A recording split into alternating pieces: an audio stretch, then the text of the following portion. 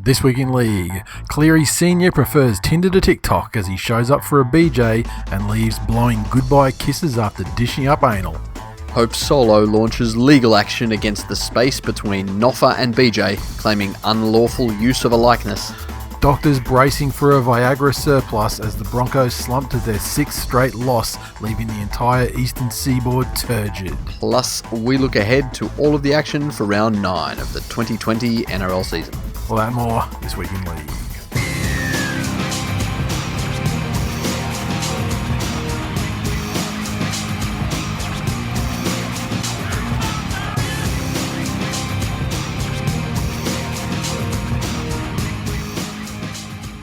Welcome to episode 358 of This Week in League. I'm Nate. And I'm Jay.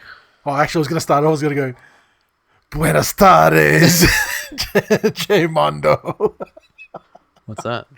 That's a Hugh Grant. Oh, yeah, okay. He starts with Buenas tardes, Raymond.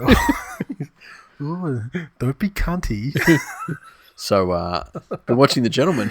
Yeah, every non-stop. day, multiple times a day. I tell you, if I had a little bit more of disposable cash that I didn't have to get through accountancy, I would be fucking literally wearing plaid tracksuits. 25/8. So, everyone, you know what to do. Jump on fucking wish.com and look for your knockoff fucking Burberry trackies. Well, unfortunately, it's not Nate. like you can't even like do a knockoff thing because they actually don't exist. They were made custom for the movie to look that way, to look like, you know, this high. They don't actually. I mean, there are tons of websites that have kind of sprung up making, you know, things like it. Yeah, but like sort of replica ones. But yeah, they're actually not a real brand, sadly. But yeah, they're fucking great though. Oh, believe me, I've got like half a dozen links. The legwork doesn't need to be done. Shout out to Frog as well, because Frog is mad into him, and he's furnished me with numerous links. He's actually got one. Yeah, well, yeah. You know, a couple of like 2 weeks ago. Yeah, I think I saw that in Target Kids. Yeah, or maybe or That's in fucking Cotton Eye Kids. Yes. That's it. Cotton on Kids. That's the one. Look, yeah, straight into it this week. Welcome, new listeners. You've stumbled into the wrong place. Look, the first news article this week, because I mean, you can't start at 100. You got to build up. Really? So the first one, I wanted to start off with. I thought you'd want to start off with the elephant in the room, slowly stroking its elephant dick. Trying to fucking Adam Elliott elephant jizz. Zing! Shout out to Adam Elliott too. I mean, suffered some sort of a shoulder injury, I believe. Trying to lift that hog to take a piss. Unlucky lad. Shout out to multiple generations of his ancestors. Jesus. Shout out to Mrs. Elliott. Well, shout out to multiple generations of grandmothers and mothers, and down the line. Jesus. They truly are the MVPs. And that, obviously MVP stands for what? Most voluminous bananas. Look, the first one I want to talk about, and just let me open Twitter up while we speak about it, because this is it's an ongoing issue that may be resolved this evening, or probably not. But this David Fifita, he's taking like back flipping and fuckery to an entire new level. Yeah, we knew obviously he was coming up for contract renewal. He's great. Loads of potential, but already displayed great ability. One of the best young forwards in the game, and would command a contract commensurate with that status. Now the Broncos find themselves, they're not skint, but they are carrying a number of large dollar value contracts, so they certainly can't outbid everybody if it was turned into a bidding war. And now apparently that's what it's become, specifically between the Broncos and the Titans. And the Titans, obviously, they've got to pay overs to get people down there. They've got some good young players. They've got some good young forwards coming. I mean, like they've got Tino F, let's call him, from the Storm, coming up next year. They got Mo there now. So if they added a D Fifita to the mix, then it would be be quite a formidable forward pack on paper. Yeah, exactly. And I mean, and then you got Keegan Hipgrave in there just fucking conceding penalties. But they apparently offered him. I think the Broncos couldn't go more than 700. I think. Yeah, 750. I think was about that. Yeah, and where the Titans were offering him straight up millie, and considering he doesn't really have to go anywhere, he can live in the same place and drive down the road an hour. It's for training. Yeah. Pretty, like, his life doesn't change in any way other than the fact that he makes another 300 grand. Ultimate fucking Queenslander problem, right? If you go to anyone else in the country and say, will you move an hour down the road for an extra fucking $250,000 a year? Oh, by the way, you'll get to live in a fucking apartment on the beach. On a canal somewhere. And have amazing restaurants and tourist attractions right next to you. Yeah. A little bit of meth. But some big titty bitches. Comanchero, but those big titty bitches are usually attached to a Comanchero or a Bandito. Yeah, who, because of his status as a football player, he'll instantly have some sort of amusement factor to them too, so they won't bash him. Yeah, but at the end of the day, though, I mean, it's like people who play for a team in Sydney and then they move to another team in Sydney. They don't have to. You still live in the same place. Just drive across town. It's no big deal. Yeah. I mean, you hear these inspirational stories all the time of these youngsters that are on low dollar contracts or whatever, but they're getting up at Sparrows to drive catch the train or whatever, so they can try and somehow make a commute from like the western suburbs of Sydney up to where Manly are training or something, something like that. Anyway.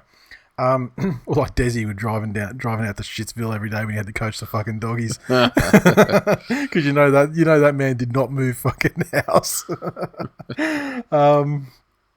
Anyway, Fifita. So we're recording this on the evening of Wednesday, the 8th. Yep. So Tuesday night, he's apparently told the Broncos that it's a great offer. He can't turn it down. He's going to go to the Titans. Yep. This morning, calls.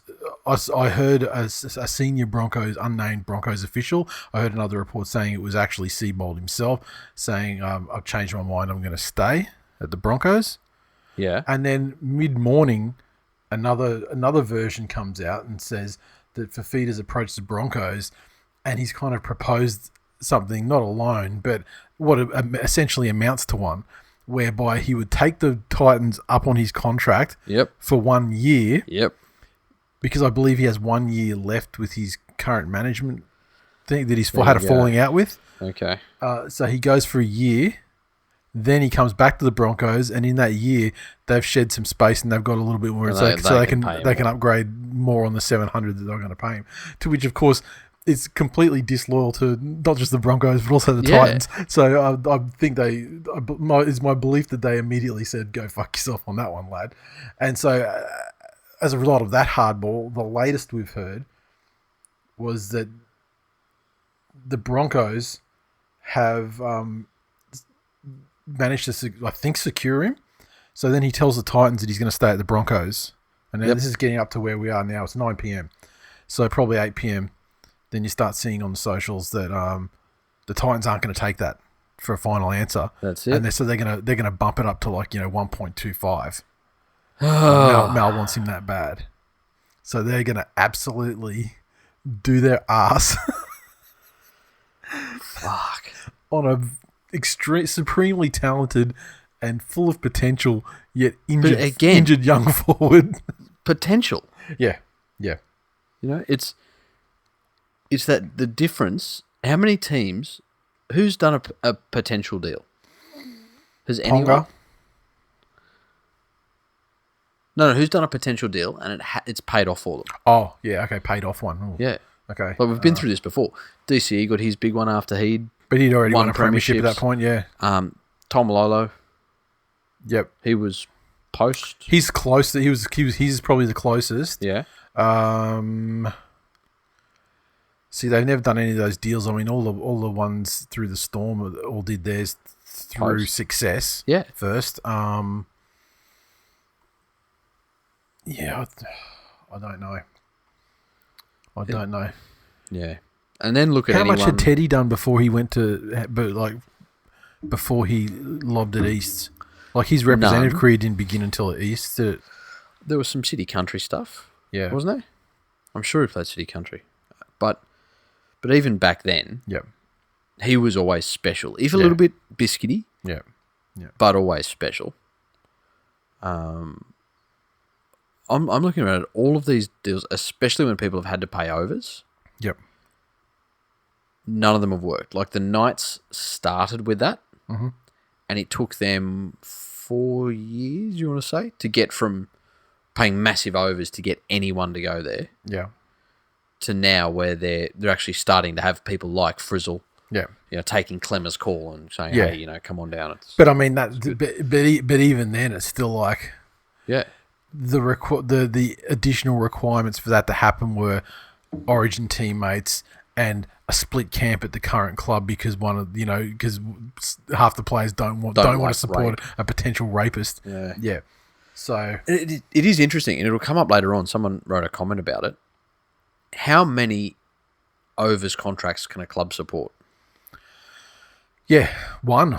Yeah. Really, and like even if you reframe it and not overs as like like the marquee player in your team or something like that. And so this is a team that's got Ash, and he's on 900 on Millie. Yeah. Yep. They want to pay another 1.25. They didn't get Peachy or Cartwright cheap because they weren't completely fucking absolutely washed up and cooked. No, they still had some name. And Bryce was signed on potential. Mm-hmm. And surname. They're going to have to upgrade people like Mo. How are we not? And they've got Don taking a cut. Yeah. Because he wants to finish as, he wants to finish at the Titans. Yeah. You know what? If I'm Mal, I sack him. On that, just for that comment. Yeah. Like, how are you a fucking professional athlete if winning is not your number one fucking motivator? Fuck out of here, Don, with that weak ass. Fucking, yeah, but I mean, if he were to say that, fucking loyal. If he were to say that, though, I mean, that's him basically saying like, that's loser talk from you. We're a loser club and we have no intention of winning. Exactly. I wanted you to come into this meeting and whip your dick out, Anthony, and say, unless you fucking go and sign this cunt and this cunt and this cunt and this cunt, I'm out. Yeah, but if Anthony Don walked into any team and said that, I'd be like, all right, fuck off to England then. See ya. It's the Titans, man. I said any team. Yes, sir, Mr. Don. The Fifita one's interesting. Is this what we're getting now? Have we just found the positive about player agents? That it keeps this sort of shit fuckery? Yeah, the reason why this one is the reason why that whole pseudo loan thing came up is because he doesn't talk to his management group. He's got one more year in his contract with them, so he only wants to sign a 1-year deal. So Jesus he doesn't have Christ. To further enrich them or and then following that he'll be either with a new manager or himself, and pocket the commish. But, at some stage, Titans, you just need to stand up and say, yep, you know what? We would like you and we've tabled an offer, but we're not prepared to talk to you about 1 year. We're not prepared to talk to you about a loan. We're not prepared to put the time and energy in. Yep. And then you know what? Go and ping fucking Pingu. Is he? Oh, he's up year after next, isn't he? It's probably a bit long to try and take him and get the Broncos to release him. Yeah. But go and pinch someone else out of that and utilise them. It's going to get fucking messy, hey? Yeah, well, you'd think so. Yeah. Oh, well, fuck both those clubs. Yeah, look, I want him to take the Gold Coast Titans offer. I don't care about the Gold Coast Titans. I don't care if they fuck their cap forever. Yep. And it doesn't bother me at all. Yep. I have no feelings for them either way. But B, It's like just another fucking kick to the balls to the Broncos fans. Oh, the fact that there's even talk about it's a kick to the balls anyway. Yeah. It's funny, they're not the club now that people go to play with other, like Queenslanders and greats, and will take pay cuts with which to do so. Well, what important Bronco did you even know that they were coming up? Unless you were a fan and you kept abreast of it yourself, you hear about all these other clubs. Someone's coming up. He's talking. Oh, I know. It's just a constant. There was just a constant pipeline. We have just re-signed. And they'd lose 10%. They'd lose 10% of them, but they were the ones that weren't that great. That's it. Yeah, like your Jaden Sewers, like today. It's like a today kind of analogy. Yeah. More player shit, and I mean this comes back to Moses. Related to Moses, the Warriors owner Mark Robinson last week came out and just flat out said that Blake Green, Jared Beale, and Adam Blair, and potentially other players who are managed by the controversial player agent Isaac Moses will be moved on after the 2020 season. I mean, that's some cold shit. Yeah. Look, I get, like, my understanding of it all is like, if Moses fails in his appeal, then his contracts with the players he manages become null and void, and so at which point they are self-managed or free to go and pick someone else up and then pocket the 6%. Is that assumption though? I think it's the way it is. Let me have a look. Hang on. Yeah, they're free to terminate their contracts with him and keep the 6% management fee after he's had his accreditation cancelled. Now maybe that might have to be a. So when we say his, and this is what I'd like to know as well. Maybe someone can educate me here.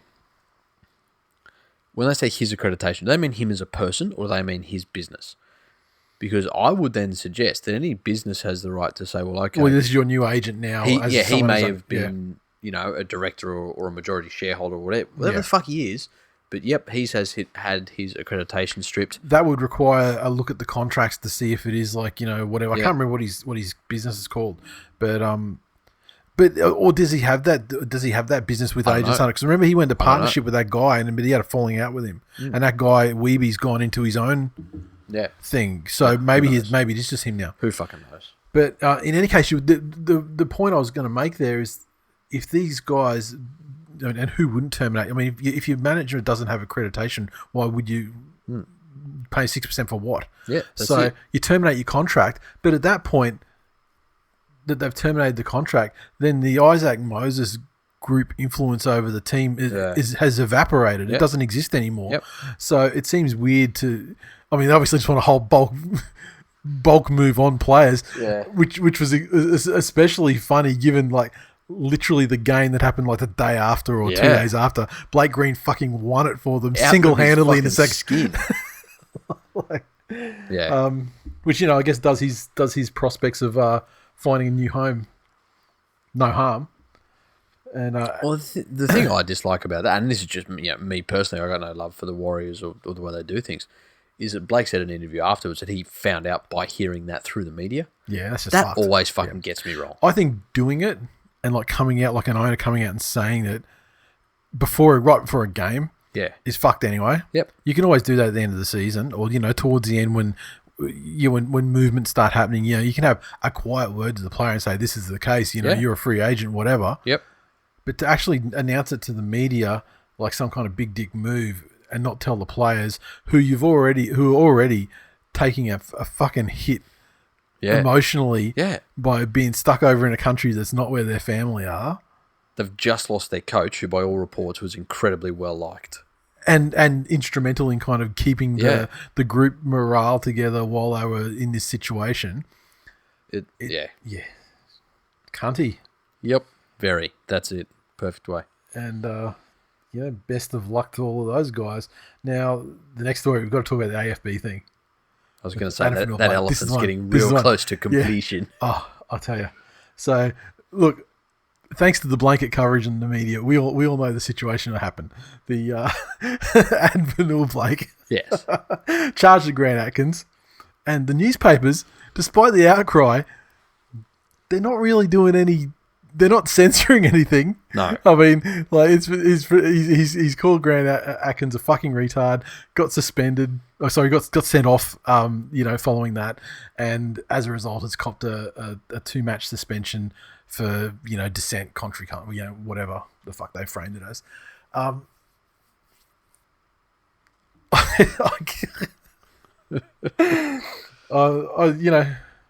like to say I don't mean to laugh, but I fucking do mean to laugh. It's fucking hilarious. But I mean, let's just get you just got to go through it point by point. Like the first thing is I've got a massive problem with him approaching the referee. Yep. Because removing what was said, you can't, no matter who you are, you can't bum rush the ref and start abusing them, especially when you've got the calmest and most eloquent statesman in the history of the game as your captain who can deal with these things and does so, amazingly well. Furthermore, one of the larger issues in the game, especially when you want to talk about grassroots and things like that. I didn't even think of that. Will this drive a wedge between AFB and DCE? Because DCE would obviously be horribly offended by someone because that's him. No, DCE said, look, this has been a great learning experience for everyone. That a lesson that everyone you should watch what you say. That's exactly what I'd say if I was black and you dropped the N-word on me. Gotcha. Okay, say no more. Keep going. And in the grassroots that everyone loves and the juniors and everything that they want to bring up, one of the bigger issues in the game is abusing teenage kids who are volunteer refereeing and stuff at that level, and from parents on the sideline. There's no place for referee abuse, and so if you aggressively abuse a ref and rush them or whatever on the field, then you're getting suspended, and fucking rightly so. Yep. I mean, it's happened before. It's going to happen again. Yes. I mean, it's not a new situation. I mean, there was the one with the doggies or whatever, several years ago, right? Well, it's why James Graham now, well, not now, but used to walk everywhere with his hands behind his back when he approached a referee. Yeah, that's right. Yeah, because he pointed his finger. Yeah. And you go back in the day when Blocker fucking patting fucking Eddie Ward on the head or whatever it was. But I tell you, the over the top bleating by the fucking media and the peanut gallery, it does my fucking head in. I mean, the abuse and the dissent and everything is fucking terrible and needs to get suspended.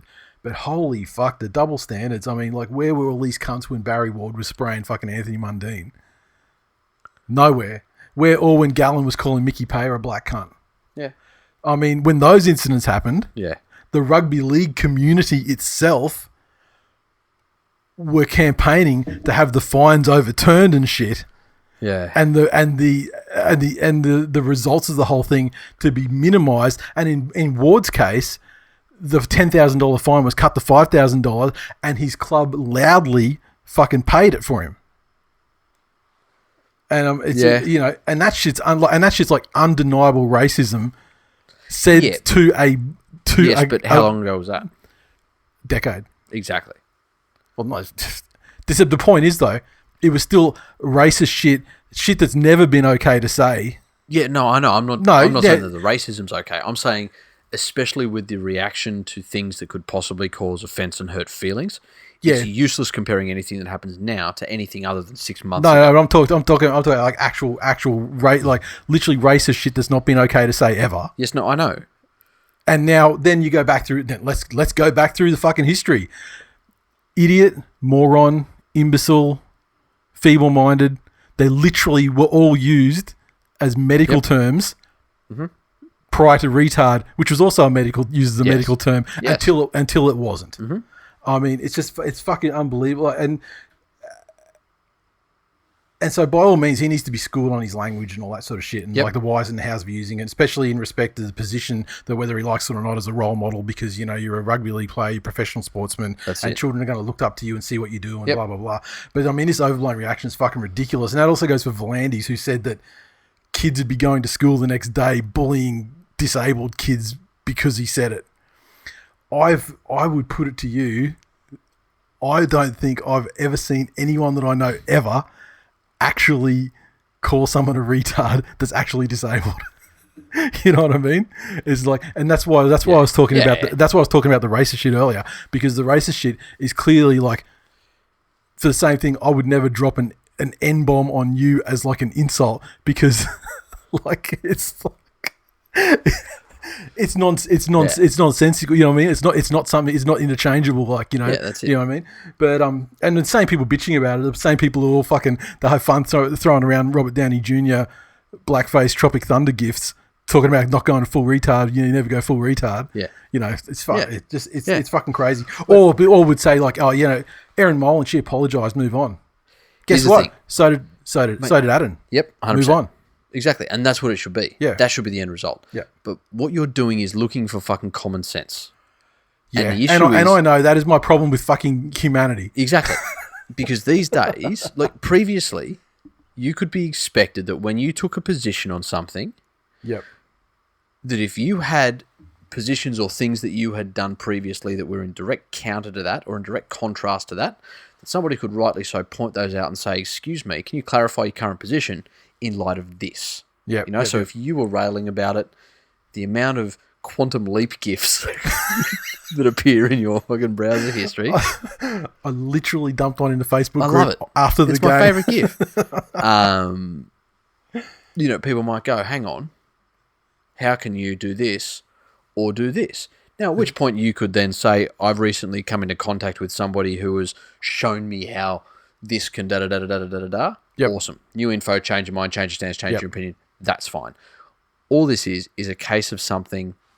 It was not, and I want to word this correctly because I don't want to be fucking haunted by retards.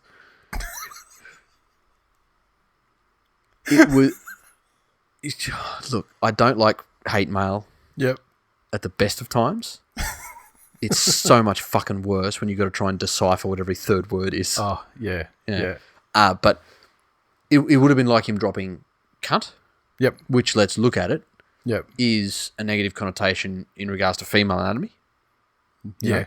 But just using that word and using it in an inappropriate way, it's like is the issue. It technically is. Yeah. But it actually isn't. Because, exactly. like, let's face it. Yeah. I mean, but I would be the biggest misogynist in the history of humanity just based on the evidence of this show for 10 years. Yes. The amount of fucking cunts I've dropped. Yeah. But also an equal number of, I assume, cockheads, dickheads. Oh, yeah, fuckheads, yeah. You know? Yeah, everything. Well, both can fuck. That's gender neutral. Okay, fair enough, yeah. So AFB, again, was a brain snap. Yep. Right? Shouldn't have done it. Has apologised for it. And actually fronted up on camera too, which is fucking... And, I was actually really surprised by it. Good on him. And if you really think that him saying that caused anybody to go and, you know, throw a rock at a child with learning difficulties, those people had issues before they saw him doing it, and it wasn't that brought it out. Yeah. You know, he's a gateway fuckhead. Yeah. The problem, and the thing is, it's got such a storied history. Like you mentioned the quantum leap thing, but I mean, like every like teen movie, ever, essentially, and it's like so. There's no actual connotation to it. No. For 99% of people, you know, in their day-to-day life. But again, you have to be able to accept that. If somebody, and sorry, not you, but in general, if somebody comes in and says, you know what, I have a relative family member, child that has this, and that to me is offensive. Yeah. You know? So then you got to go, okay, great. So what I said was potentially insensitive to a certain part of the population. I need to apologise for that. Yes. What we don't need is the fucking, you know, talking fucking heads or tweeting fucking mouths. 3 days, 3 days because now. all it is the latest trend to get on to say, fucking look at me, I care. I'm so sensitive, look at me. My moral, well, and you know, it's AFB, it's the same thing. Like, I mean, it's just it's the Jezelnik thoughts and prayers thing. It's, yeah. Now, while he said something naughty, don't forget about me today. I have feelings too, you know. This is what I think about it, and it's bad. So, in summary, fuck Manly, and fuck everyone angry at Manly. So pretty much fuck everybody. Burn it down. And just to finish, I mean, the other thing is, I mean, I support Grant Atkins 100% for his actions on the field as well. Because Adam, you got it wrong big time, buddy. But he got it so wrong because, the actual fact of the matter is Jared Maxwell, who's a fucking retard. Yes. In the video box. Yes. Not Grant Atkins. So, he just followed the process that he should have followed. And I just want to paraphrase Mal Meninga, the great man, and some would say, future immortal. And what he said at the time of the... I want to paraphrase what he said about Paul Gallen and the Mickey Payer incident. And I'm just going to paraphrase it, obviously, and customize it for the current go thing. for it. I don't think he is an ableist at all. He's an aggressive, competitive bloke who said something he probably regrets. Yep. And that goes for anyone in the comp who does it, even if it was fucking Corey Horsburgh. And that's it. It's where it's gone that fucking far. Yep. Saying that it's ableist. Yeah. And look, okay, is that now because he didn't mean that in any other context in saying you've made a stupid decision? Well, then as he's walking down the tunnel, he was further venting, and it's funny. Member of the show was actually there, tunnel side, at the time, and said, like he's saying that second thing he was saying that he was going down the tunnel, and he was just sort of just venting out. Referees, he didn't even know they're off. He'd been sent off, so he'd left the field. Didn't know the referees were like even in the tunnel if they were at all. But he also said something along the lines of fucking eyes, fucking spastics eyes, their eyes are painted on or something like that. Yeah. So. Yep. V'landys is doing. I don't hear the blind community up in arms. I'm talking about eyes being painted on. I mean, surely that's an egregious fucking sledge against blind people. That's not the blind community. That's egregious sledge against people that actually have lost their eyes and required cosmetic eyes. So there are many things that cause blindness. Yes. But only some of them that would require you to have eyes that appear to be painted on. And the comedic after effect of you bumping into things. So don't be such a fucking ableist. But yeah, I hope that covers it off for everybody. I think it's all. You know what? It's all pretty Try clear. not to be a cunt. I mean, that's pretty much our. That's it. That's pretty much our modus operandi. With some rare examples, I think. What you mean is very often more important than what you say. Yeah, I mean, I think I would take that further and say that I think that almost 100% of times that would be the case. And then some blanket. Yeah, cunts will just want to go. Oh, but what if you? Oh yeah, no. Honestly, I think 100% of the time that is the case because some language you do use.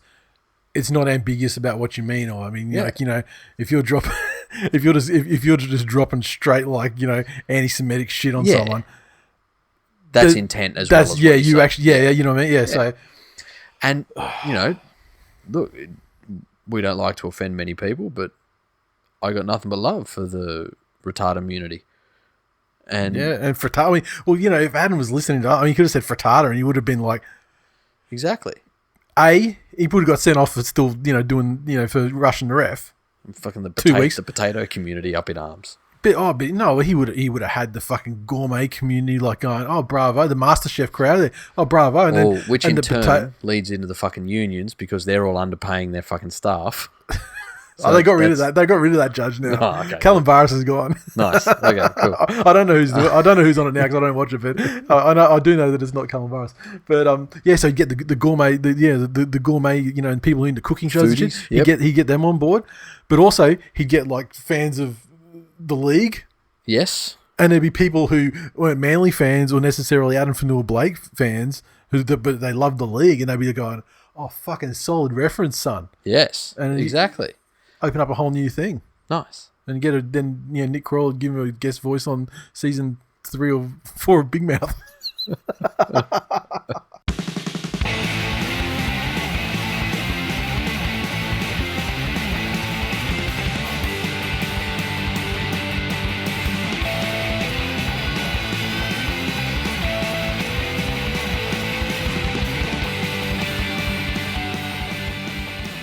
Okay, recaps. The fucking this game feels like a year ago. Storm 27 to feed the Roosters 25 at Suncorp. I wish I had have gone to this game just quietly. Fucking hell. Yeah, I The Storm 27 tries to a double to Jerome Hughes. The Fox with a try and Momirovski as well. Pappenhausen with the field goal. Cam Smith 4 conversions and a penalty goal. The Roosters a double to Josh Morris. BMOS with a try as well, as did Kyle Flanagan. Flanagan 3 or 4 conversions, a penalty goal, and Keary with the field goal. I've got to try and track my brain back to remember that ebb and flow of that last, 5 minutes. So it looked as if, as much as the Roosters had let it go, like to me, this game, they had it won. They did, but it was the proof in the pudding about systems preparation and training. Yeah, and it's those are the two best sides that we've seen at it in a decade. That they can go in there with losses in such key positions, and we've touted Munster as pretty much the greatest thing for Melbourne all year. Oh, and then Jerome Hughes saying he's not the answer. He has a fucking blinder in this game. Yeah, where'd that come from, motherfucker?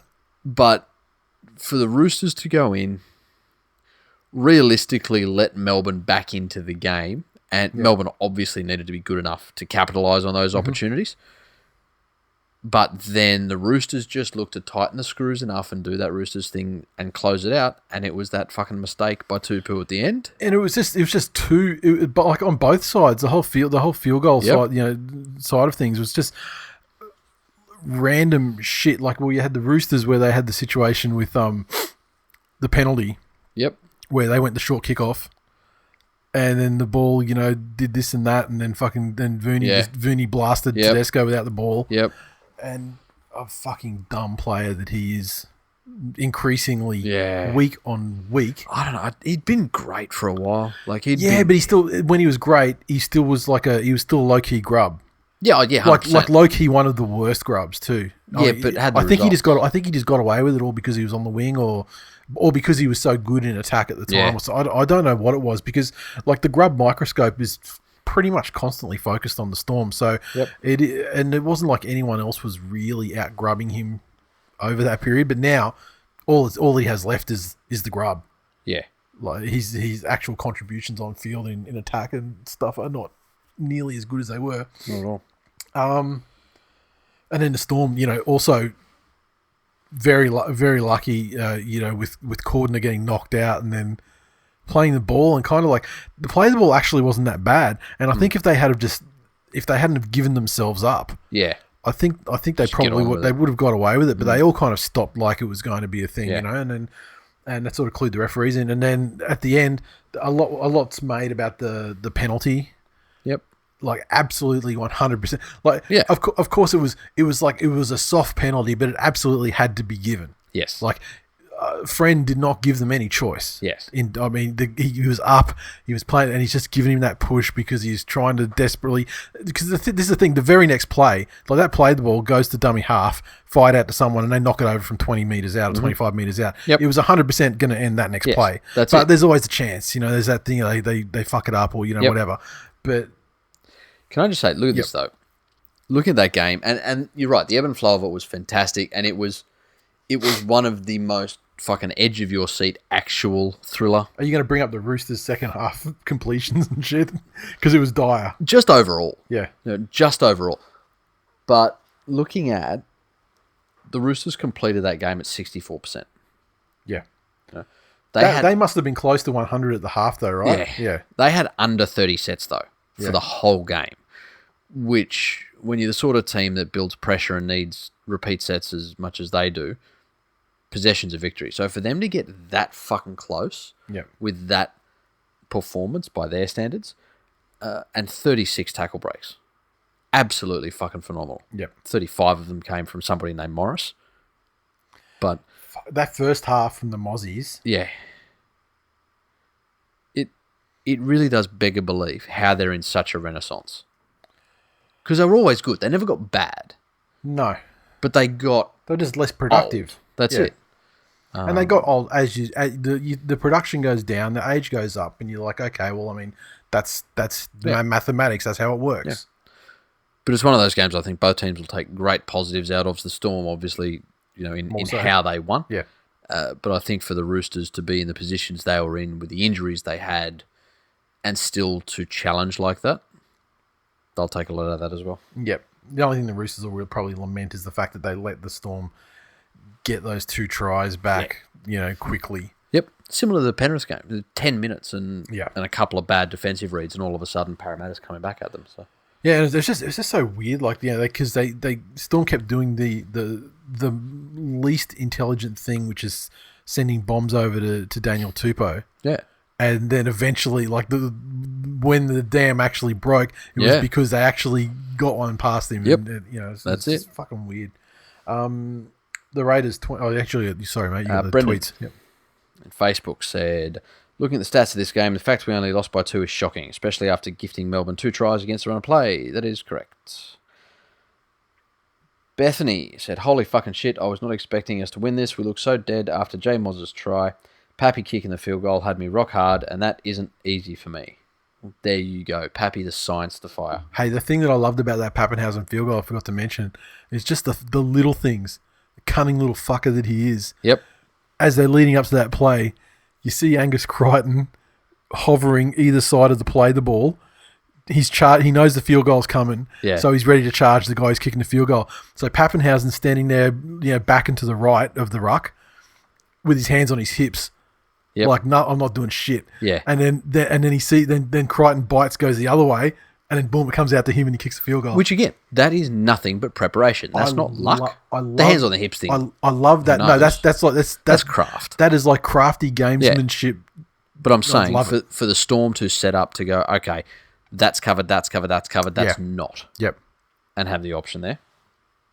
That's preparation. Yep. Riggs in the Facebook group. Fucking Riggs. I love this guy. I never met him. Fucking love him already.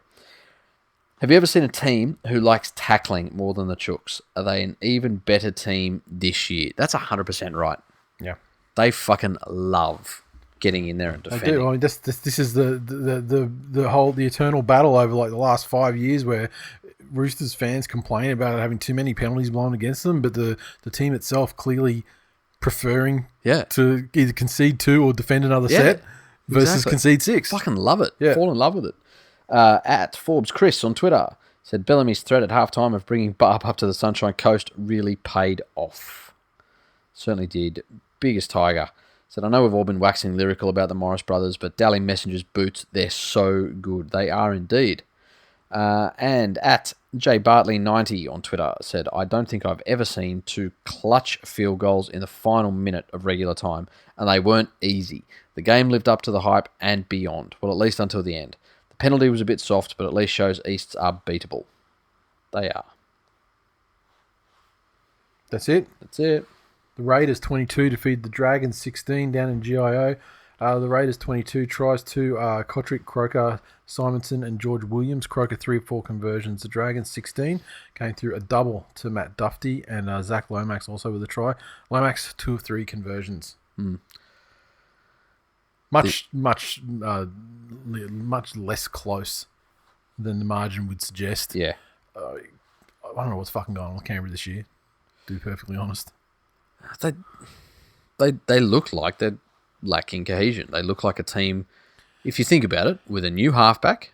Yeah, but only towards like the end when they were not. It was look like I wasn't going to say they were back, but I mean they were well in control and rushed out to a more than match winning lead. Yeah, I would put to you that Canberra were not as exceptionally well drilled as the Roosters and the Storm at that level, but have a look at when they introduced the stripping rule.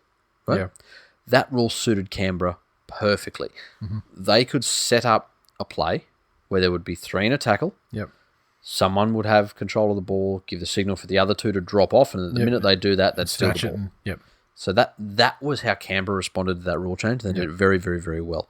I'm not sure they've stepped up on this 6 again thing. I don't know that they know how to play it, and I think they're still struggling to find that upper gear in tempo. Yep. That's what it looks like to me. Which is weird because, I mean, it kind of felt like, I mean, they would, there was actually like tempo was a thing that they were great at. Exactly. Last year. Exactly. It seemed that like they would have been, if you did like a blind, questionnaire at the start of this whole thing, which teams are going to be more, most suited, they would be one of the ones you'd identify and say, fuck yeah. Yeah. Yeah, but guess not. Not yet. Look, they were in control for most of this first half. This Dragons team is doing this thing again, and it's almost as bad as the Bulldogs were at it last year, where there's maybe 4 good tackles that you got to defend against in a set, and as long as you can defend against them, you know that the setup or last play is going to be absolute fucking dog shit. The options they're coming up with on the 5th are horrendous. And so teams realistically have to defend for 2/3 the amount of time as playing any other side. Absolutely beggars belief. And a lot of that I put down to Corey Norman. And it is funny. I'd written that down about the game, and it's come up on 3 different occasions in the comments just about how ineffective he is. And how he sort of skates through without too much of a... I don't think I saw him engage the line once. Yeah. But also, everything is aimed at Ben Hunt. Yep. Yeah. And exactly. Norman just sort of skates through and... Who's not undeserving of criticism. No, but I mean, I think far less in there, recently. Now that he's been, taken out of the... I mean, mate, that's the thing, is the halves is the poison fucking chalice for players at the Dragons, but... Yeah, and you remember when Corey Norman was touted as, okay, he's an Origin player. It just sucks that he's got the Thurstons and the Cronks and those people. Yeah. Like, he has once-in-a-lifetime players in front of him, but he'll outlast them, and so he'll be the successor to that. Now, he doesn't even come up in the conversation. Even when injuries happen, he doesn't come up in the conversation. No, it'd have to be some kind of plane crash with all emerging and current Queensland representatives on board. They can't fill a backline. Yeah. And he's not in the conversation. Yeah. I dare say he wouldn't play if Super League happened again and it was Fatty was coaching the Queensland. I don't think he'd even get a run then. I don't know. Kurt, I'll tell you the other good thing, again, just looking at the Raiders and how they react to each other. Curtis Scott obviously had his worries over the last little while. Comes on, immediately forces an error, and to a man, the entire Raiders side was around him, pats on the back, none of this over-the-top bullshit, but just, there's some support, we got you. So even though the Raiders aren't where they need to be or where they were, I think that's some positive signs about them as a group. Anything else you want to say about that one? No. Well, these people do. Daniel said, I want to rant so much, but nup, can't do it anymore. Fucking Dragons. Zoran in the Facebook group said, Hudson Young should start a side business and offer to gouge out opposition supporters' eyes before kickoff. Then I wouldn't have to witness the mess that is Saints. Jesus Christ, that's fantastic. Josh in the Facebook group said, well, fuck me, we tried to throw that one away. Our general play is way off the mark in this new 6th again season. If the Roosters and Purple Cheats don't put 50 on us, I'll be surprised. The switch needs to be flicked fucking quick or we'll be battling the Tig Pies for 9th. No, you will not, sir. No one actually battles them for 9th. They just decide whether they... It is their birthright. Yeah. Matt said, Norman running around on autopilot thinking about getting doozy doing fannies. Devon Head. I believe it's clungies, isn't it? That's right. That's what it was. Clungies Redux. Matt Devon Head said, and the last Mars bar from the box is shelved. Need to get this Victorian Rona up to New South Wales to cancel the rest of the season. Well, you've been fucking trying, you dirty Victorian cunts. Every which way. Every which way. Sending fucking school kids up there after dodging their tests up, all of that shit. Like fucking Penrith defensive line. Impregnable. Alistair said Norman offers absolutely nothing. He is stealing a living. And our good friend and educator, _ JDHD44, said, how the shivering fuck Corey Norman gets zero criticism from the media is beyond me. The fact that he's also apparently on $900K a year shits me to tears. Yeah. Fuck. I mean, there's 900Ks and there's 900Ks. Yes. At Rip _ Janus said, is the Dragons letting the Morris twins go the worst footballing decision since the Dragons letting Cook go for Mitch Rain? Ooh. Look, I think the Mozzies, they got a premiership out of the Mozzies. Yeah, that's it. So that's something. Yep. And the last word on this one goes to Caleb Shanks on Twitter. Says that's the softest D since he tried to give me a wristy on grand final weekend. That is correct. I put up no resistance. The Eels 42 defeated the Cowboys 4 at Bankwest. The Eels 42 came through 4 tries to Micah Sivo. Jennings, Wanga Blake, and Jai Field also with tries. Gutherson 6 of 7 conversions and a penalty goal, defeating the Cowboys 4. A solitary try to Opachik, and we felt missing the conversion. What a difference a week makes for the old Cows. Yes, it does. They were extremely disappointing. I mean, like no one would have tipped them to beat the Eels. No, but on recent showings, you would have thought they would have. In saying that, though, they had all the running in the first stanza of this game. Yeah, they came out and they were running with intent. They built some pressure. Then all of a sudden, Parramatta do the thing that top teams seem to be able to do, is just absorb, and then snap back like a rubber band. Yep. And put points on. The Jennings try, the Cowboys were so fucking condensed. Like, is this a new thing where wingers end up inside the centre? Only if they're intending to like try and shoot up and cut something off in the bud. Yeah, but, I mean, people are good enough at tapping it on or just or catch and pass quickly or grubbering or chipping over or any number of ways to. What it feels like to me is that it's the benefits are far outweighed by the dangers that a playmaker on either side of the field can take advantage of. Yeah. I don't get it, and when it happens, and when I see players do it does my fucking head in. Yeah, I mean, there are those times when they nip shit in the bud and it's spectacular, but you've got to pick your play and you got to pick your target as well, because if it's players are so skillful these days. If it's like a half that you're attacking, I mean, they're gonna fucking get it on to the next guy, and then you're already screwed because there's no one back there, and then the fullback has to sweep around. But it's. Again, who knows? We're not coaches for a reason. Looking at the halves of Parramatta, though, like I don't think they're ever at risk of losing because they didn't have Moses. Jesus Christ, I was impressed with Brown. Yeah. Yep. He's just coming on leaps and bounds at just being a fucking solid game manager. Yep. And I think that's a massive boost for them in terms of confidence because he does that beautiful thing, and it was exactly the same as when Manly were in their heyday. When you had Cherry Evans and Foran, you can't target one of them. No. You can't. Whereas Manly now, for example, you can just put all the pressure on Cherry Evans and you know that that's going to negate the majority of their attacking play. But Paris forwards have kept rolling. Their fucking outside backs are absolutely lethal.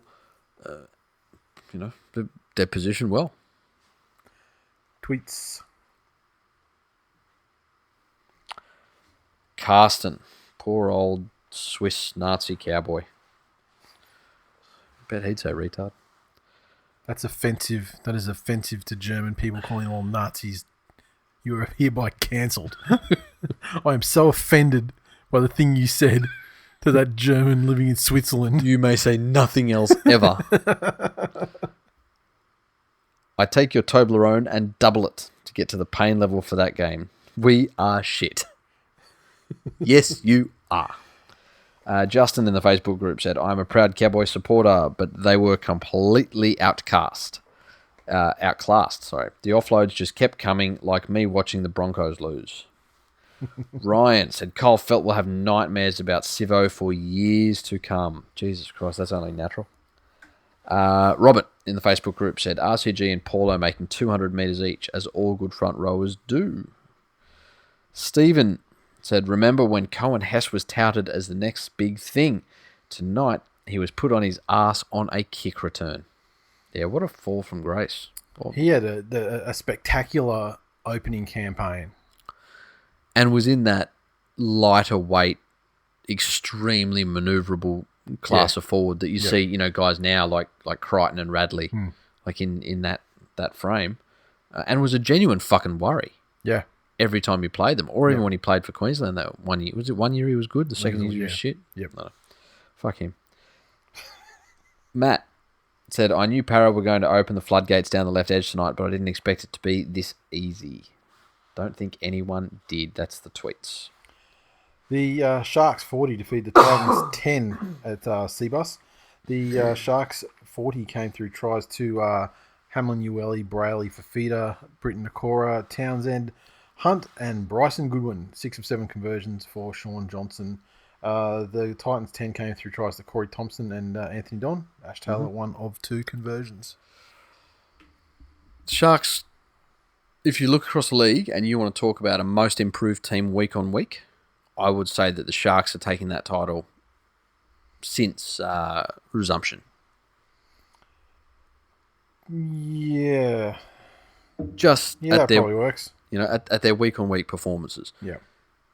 And right before we play them too, you fucking dodgy racist cunts. But yeah, I mean, it's not so much a revenge game anymore. There's only like one person left. Yeah, it's walking. Wade Graham. Yeah. Like standing. Yeah. Like, I mean, there's a couple left, but standing. Yeah, exactly. Yeah. But that right side attack of theirs is starting to click. Yep. And it's starting to look very fucking dangerous and have an unearthly combination of size and speed.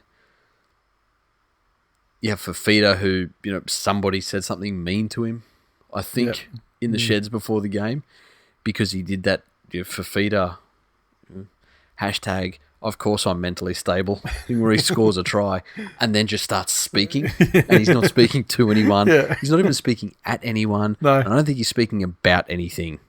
It's just everyone that actually is in front of him, he needs them to know fuck them. Yeah. I thought it was just like he was just addressing the voices.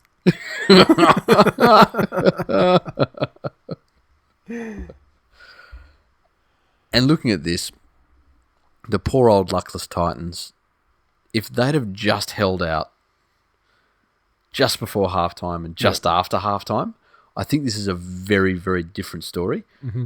But the fact that they opened themselves up going into the break and then immediately afterwards just took all the confidence that they had out of them. They just sent the game. It just ended the game effectively. Yeah. And the Sharks, to their credit, were a much better team in the second half. The first half was exceptionally scrappy. Yep. But the second half from Cronulla was a vintage Sharks performance.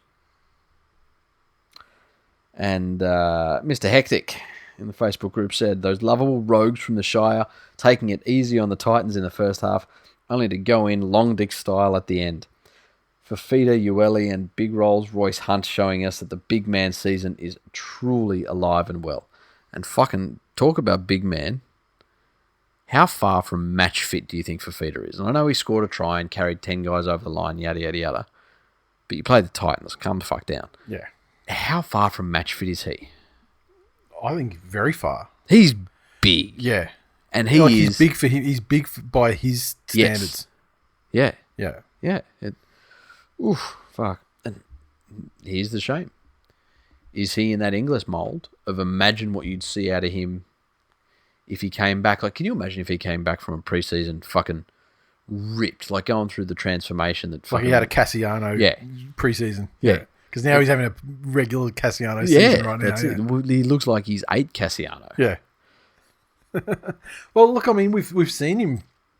Does he become the most damaging Fifita in the NRL? Well, remember, what year was it? What was that year, the Origin that we went to?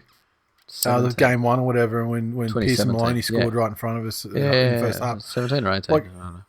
He was fucking unstoppable. Yeah. That's it. So, what a shame. Graham in the Facebook group said, is Dugan the dumbest cunt on the planet?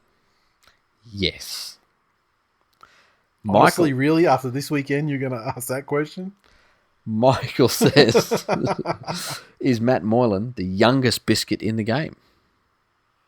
Yes. Yeah, and he's also the premium biscuit in the game too.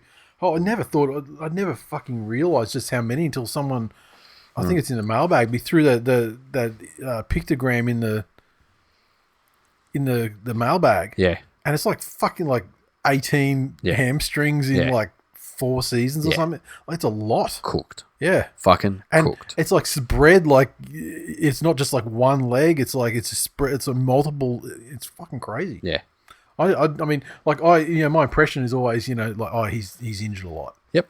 You know, he's always coming back from injury or he's always getting injured. Mm-hmm. But I never thought, until when you see it laid out that way, like it's fucking crazy. Well, on that note, Terry in the Facebook group said, Panthers still winning the trade long after Maloney has departed. So the legacy of that trade is we had Maloney's wisdom guide the Australian number 7 to his rightful place, tick-tocking, just he's never played for ticking hose down. Well, he's current. He will be the incumbent this year. Hashtag Erie of Cleary. And Cronulla have some fucking busted hammies. What a trade. Yeah, cause, I mean, even as amazing as Wade is, he wasn't part of that trade. So yeah, and he has trouble staying on the field too. You done? That's it. The Warriors 26 defeat the Broncos 16. The game of the round. Central Coast Stadium. Mamalo a double. Ignatius Parsi, Wade Egan, Isaiah Papali'i with tries. Harris Tavita 3 of 5 conversions. Broncos 16 a double to Xavier Coates. Herbie Farnworth with the other one, and Isako 2 of 3 conversions. Talk about the Warriors in a sport where such a large percentage of a victory is mental. Mm-hmm. And we touch on this from time to time, that the good teams are the ones where the coaches know how to get them up. Yep. You're 2/3 of the way through the season, they're fucking sore, and you're asking them to go out and get their body bashed for another 80 minutes every week. And this Warriors team have been quarantined away from their family and friends, been given no indication on when that's going to be resolved. Like everywhere else in the country except Victoria, fuck you all, seems to be returning to some sort of normalcy. Yes. And they can't get... And New Zealand was... They were pretty much Rona free. They were off lockdown before us. Yeah, before us. Well, yeah. So even before like like Western Australia and places that got knocked on the head pretty quickly in Australia. Yeah. Again, lost their coach. Yep. And have had 3 of their major players here through the grapevine that they don't have a job next year. Mm-hmm. Plus another 3, thinking, we're going to go back home. That's it. Yeah. Their best players on the sideline. Yep. Every excuse under the sun to come into this game and roll over. Yep. We've sort of been asking every week. And, I mean, in the game itself, in the flow of the game, they got themselves back into it, fell back behind again. Yep. And so there's, in a back and forth sort of tussle, you think that all that stuff you just mentioned... Lost the try to the Captain's Challenge. Mm-hmm. Yep. Everything there was every excuse. It's like everything you said, you think that leads to like ultimate, a great effort, but ultimately, capitulating. Yeah. But no. The Broncos are that shit. Jesus. But even when they had the rub of the green and they were in front now to an early, convincing lead, even that wasn't enough to get them up for it. No. Mamalo in this one was absolutely massive. If you're picking a team and you're starting with wingers, he has to be your first pick at the moment. Who's a better winger at the moment? I don't know, but I mean, he's been pretty quiet though. I know this was a bust-out game for him. That's what I'm saying. I mean, but it's only like literally just based on this round. I know Sivo scored 4. Yeah, I think so. I know Sivo scored 4. Yeah, but I'm talking about the impact on his team and doing everything. Yeah, from the hard yards right up to big fucking runs in the middle, right up to scoring tries. Yeah, if you were literally only picking based on this week. Yeah, if you had to pick a team of the round, he'd be your first pick as a winger. Yeah, I think you'd still pick Sivo first, to be honest. Yeah, really? Yeah. I mean, 4 tries. Come on, man. Yeah. Against that Cowboys side that it absolutely against 2 tries against that Broncos side. What's your point? Because he was dealing with all of the shit that we said they're dealing with. Yeah. All the mental stuff. Anyway. Looking at the Broncos, the more concerning thing for them was that they created their 1 try, and I know that all tries are worth exactly the same amount of points. Their other one was an intercept. Yep. And the other one was off the back of a bomb that in any other situation with any other team, and probably any other time against the Warriors, someone at least tries to contest that bomb, which means that you get a set early out. You don't just stroll through for a try. Things like Egan's try really typify that Warriors performance. It was just nothing but guts. Then on the other side of things, you got Croft doing crofty things. Like, deciding to try and run the ball on the last. Yeah. And then just dropping it stone cold on the 40. It's just... Yeah. Look, that's and for him, I mean, that's a symptom of being a young guy trying to make shit happen. I get it. But it's not helpful. I mean, and he was having a few tears after the game, and reports through the week that the Broncos actually had their first training session in secret at a location that's not, Red Hill. So the media would just there was no one there. Yeah. And apparently Croft got up and addressed the players and sort of put his hand up and said, look, I'm ready to do this next week. Oh, you can't. Well, that's good. We'll see. Let's face it. I mean, the Broncos have had a pretty fucking sweet draw. Yeah. And still lost them all. Yeah. Pretty sweet. Nigel in the Facebook group says, TWiL Nation, is there a club with 3 worse contracts on their books than the Broncos? And this is what piled it up before. Jack Bird, 900k.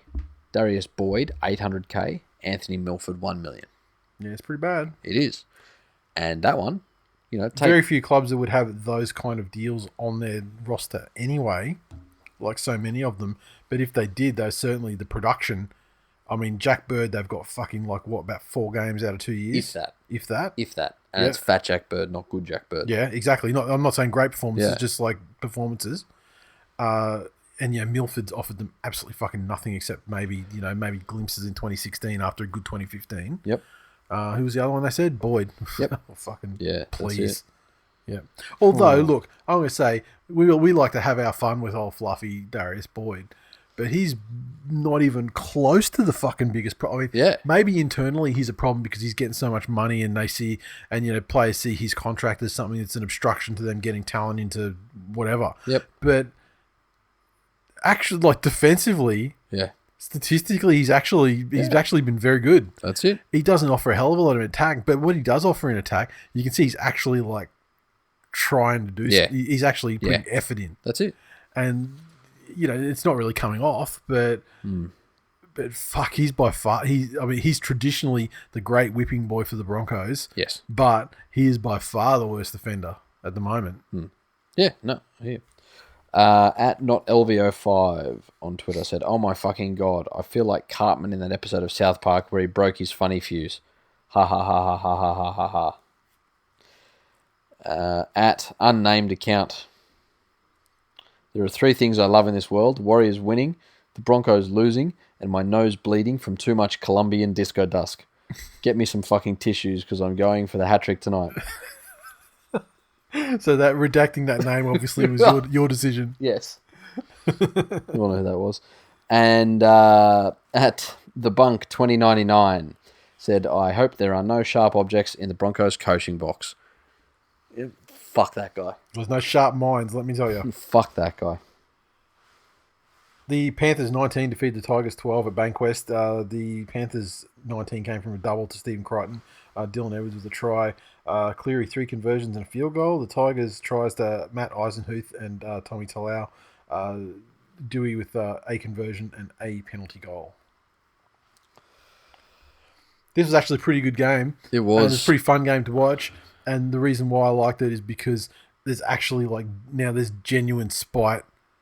Yeah. And niggle and it wasn't built up in the Context of a game. Yeah. It was there they were trying it on each other. Yeah. From the start. Yeah. And that's good. And because I think of Penrith and even West Tigers for that matter, there's no real proper legit hateful shit. It's because Penrith have always just been those good knock-around blokes, and West Tigers have just been perennial fucking losers that aren't a threat to anyone. The only rivalry they have, and it's getting a little bit like this at the moment, is, I'll tell the story again, I do some business with an ex-Raiders player. Yep. From the 89 grand final. Yep. And he says he can always spot a Balmain fan at a function because they'll see him, and they'll recognise him, and they'll beeline at him, and start going off about that grand final, from 5 meters away. Yeah. And he says it's a bit sad because I actually don't mind the Tigers. I've got nothing against them at all. Well, I mean, they were participants in one of the best days of my life. Yeah. And unfortunately, Tigers, it's like that with Penrith at the moment. Yeah. We know that you need to hate and you need to have because we know it hurts that you had Ivan and then you had Nathan and it was suck my dick Penrith. Bus. Now we're going to get this. The wheels on the bus. Ha ha ha. And you had nothing. And you've ended up with Josh Reynolds and the guy that was a good coach in 2014. And don't forget Robbie back as well. They brought him back in the fold. First of all, suck my dick from the back. On a serious note, the Penrith boys are starting to look a little bit fatigued. They're going into games wanting the same intensity, I feel. The way Kickout came out and started that game was a real fucking statement and fantastic. But then after the early success they had, it fizzled out a little bit, and it looked like the intent was there and they knew what they wanted to achieve, but execution was a factor that let them down. What I'd wanted to see out of that side is after those early points is to put another 1, maybe 2 on in fairly quick succession and really then just settle into controlling the tempo of the game. Thing is, I don't think they've got that ability at the moment. Like every fucking other aspect of the game, yep, they're going great. Yep, but attack, yeah, it's just not happening. And I mean, for the most part, they're scoring enough. Yep. But that's basically the best. That's exactly scenario. What I'm saying. They're scoring enough. Yeah. But then you get it against teams that are actually like, the better teams, like the Eels, for example. The amount that they're allowed to score is, it's not enough. Yeah. Look, that Eels, the Tigers. I mean, that Eels one we know there was that 10-15 minute period where Wonga Blake bent Crichton over. Yeah. As a young fucking centre. Fair enough. I'm not sure attack is the problem. Because if you look at across the league, there are obviously some outliers, in terms of that. And by that I mean people that have played Brisbane. But our points differential is 52. Mm. Yeah, but I mean, that's right? that, half of that comes from, you talk about playing Brisbane. You played the Warriors when they were at the loss. Yeah, but then also, again, just for context, right? The Storm in third, their for and against is 67. So it's not a world away. The Knights in fourth, 51. Yeah. Then you get the Roosters that are at 130. Yeah, but I mean, the Roosters did have like 60 a 60 bump on one game. Yeah, and 2 weeks in a row. Yeah, 40. And, yeah. But our for and against isn't terrible in the context of the rest of the league. I think it's just around us with the amount of ball that we're getting ourselves. Yeah, our productivity rate isn't good enough. Yeah, that's what I'm saying. So that's what gives you that impression that it looks like they're doing nothing. In effect, they're scoring at probably a regular rate. It's taken them too long to do so. The positive out of that, though, is that our goal line defence still stands solid, but ill discipline started to get us in this one. We just gave them way too many set restarts, let them get roll-ons, and that led them back in. The Edwards era. Like I love Dylan Edwards, but he does have a dropsy in him. And the Tigers were good enough to actually take advantage of that. The other one I want to call out is Naden, who's come in and is, he's not breaking records. He's not a superstar. No one's doing that thing where they go, oh, he's on the Origin fucking radar now because of this. But he put in equally serviceable performances on the left wing and then at right centre. Yep. 2 weeks in a row. So, that is absolutely fucking priceless. Looking across it, I'm not sure what role Luke Brooks is supposed to be playing for that team. Obviously what role he's supposed to be playing. I know what role he's supposed to be playing. but it doesn't look like the rest of the team are behind him. You know how you look at Penrith this year and you're okay, that's obviously Nathan's team. Yep. I don't get that impression from the Tigers. I get that there's a bunch of different areas that something could be generated by. Yeah, it's because it's Harry Grant's team. It fucking probably is. That's it. But then this thing all goes to shit when fucking Glassjaw Leilua decides to lay down. Yeah, and look, there was nothing in that. That was just, just bad luck. By the softest forearm in rugby league. Yeah. And that's when fucking brain snap cunt face decides to get up. Yeah, but this is the thing. That's what he blames it on.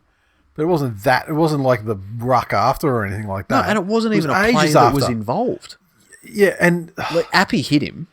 Like honestly, the talking about BJ, that fucking like that was an old fashioned clothesline, way off the ball on a player who was not involved in the play whatsoever. Yeah, he was past the play. So when you take all of those factors into consideration, I mean, it's like one of the worst fucking things we've seen in a long time. Yeah, like for straight up dog shot. Yeah, fuck you, Cleaver. Like you don't see like clotheslines. You don't on people with the ball these days. Really, like Mark Guy used to do that to people when he was inverted commas tackling them. Yeah, and even then you look at that and you go, "Oh, yeah, fuck, that's not on."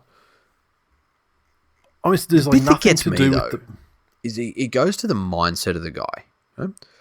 I can understand vengeance for those you care about. If somebody went after and did something to a member of my family or a close friend or anyone that I have some remote attachment to, I would be 100% committed to, at the very least, retribution. Yeah. I get that. But when you and your little brother are playing a professional contact sport in which part of that involves somebody going from a standing up position to being on the ground, so lowering your fucking head, and then in that time other people putting their body towards you. Yeah. For him to cop an arm on the way down and for that to be the catalyst for you getting all fucking, I'm protective big brother, you hurt my little brother, fucking wah, wah, wah, wah, wah. But I mean, in rugby league, you actually have the avenues for reply. Yeah. Legally. Yeah. Put a shot on the fucking guy next time he's rucking the ball up. Yep. It's really... It's not like the fucking hooker fails to have the ball in his hand from time to time. Fuck off over the other side of the field and coat hanger fucking Alfred E. Newman when he's fucking... when he's trying to tell you about the latest fold-in. But fuck me, you want to talk about the biggest clutch in the league. Score's tied, game winding down, fucking TikTok dance, TikTok. Fuck you, Tigers. Fuck you, Pasco. But I like the fact that now that hopefully like this and then Ivan, like, interacting with the fan. Yep. Like that sort of thing really winds up the fucking Tigers fans. And so it's actually, it actually creates an interesting rivalry now. Yes. Because I mean, there's been a manufactured rivalry for ages just on account of the Western Sydney, this and that. Yeah. But now, they're dirty. Now it's actually proper. We actually signed Ivan after their contract expired. So we signed him for after he was free to work there. They actually decided to ask him to leave. So he got to come to us early, which is great. Helped us out a lot. Thank you, Tigers fans. In fact, we're grateful to you. And Pasco. Yeah. Everybody, great work. That's it.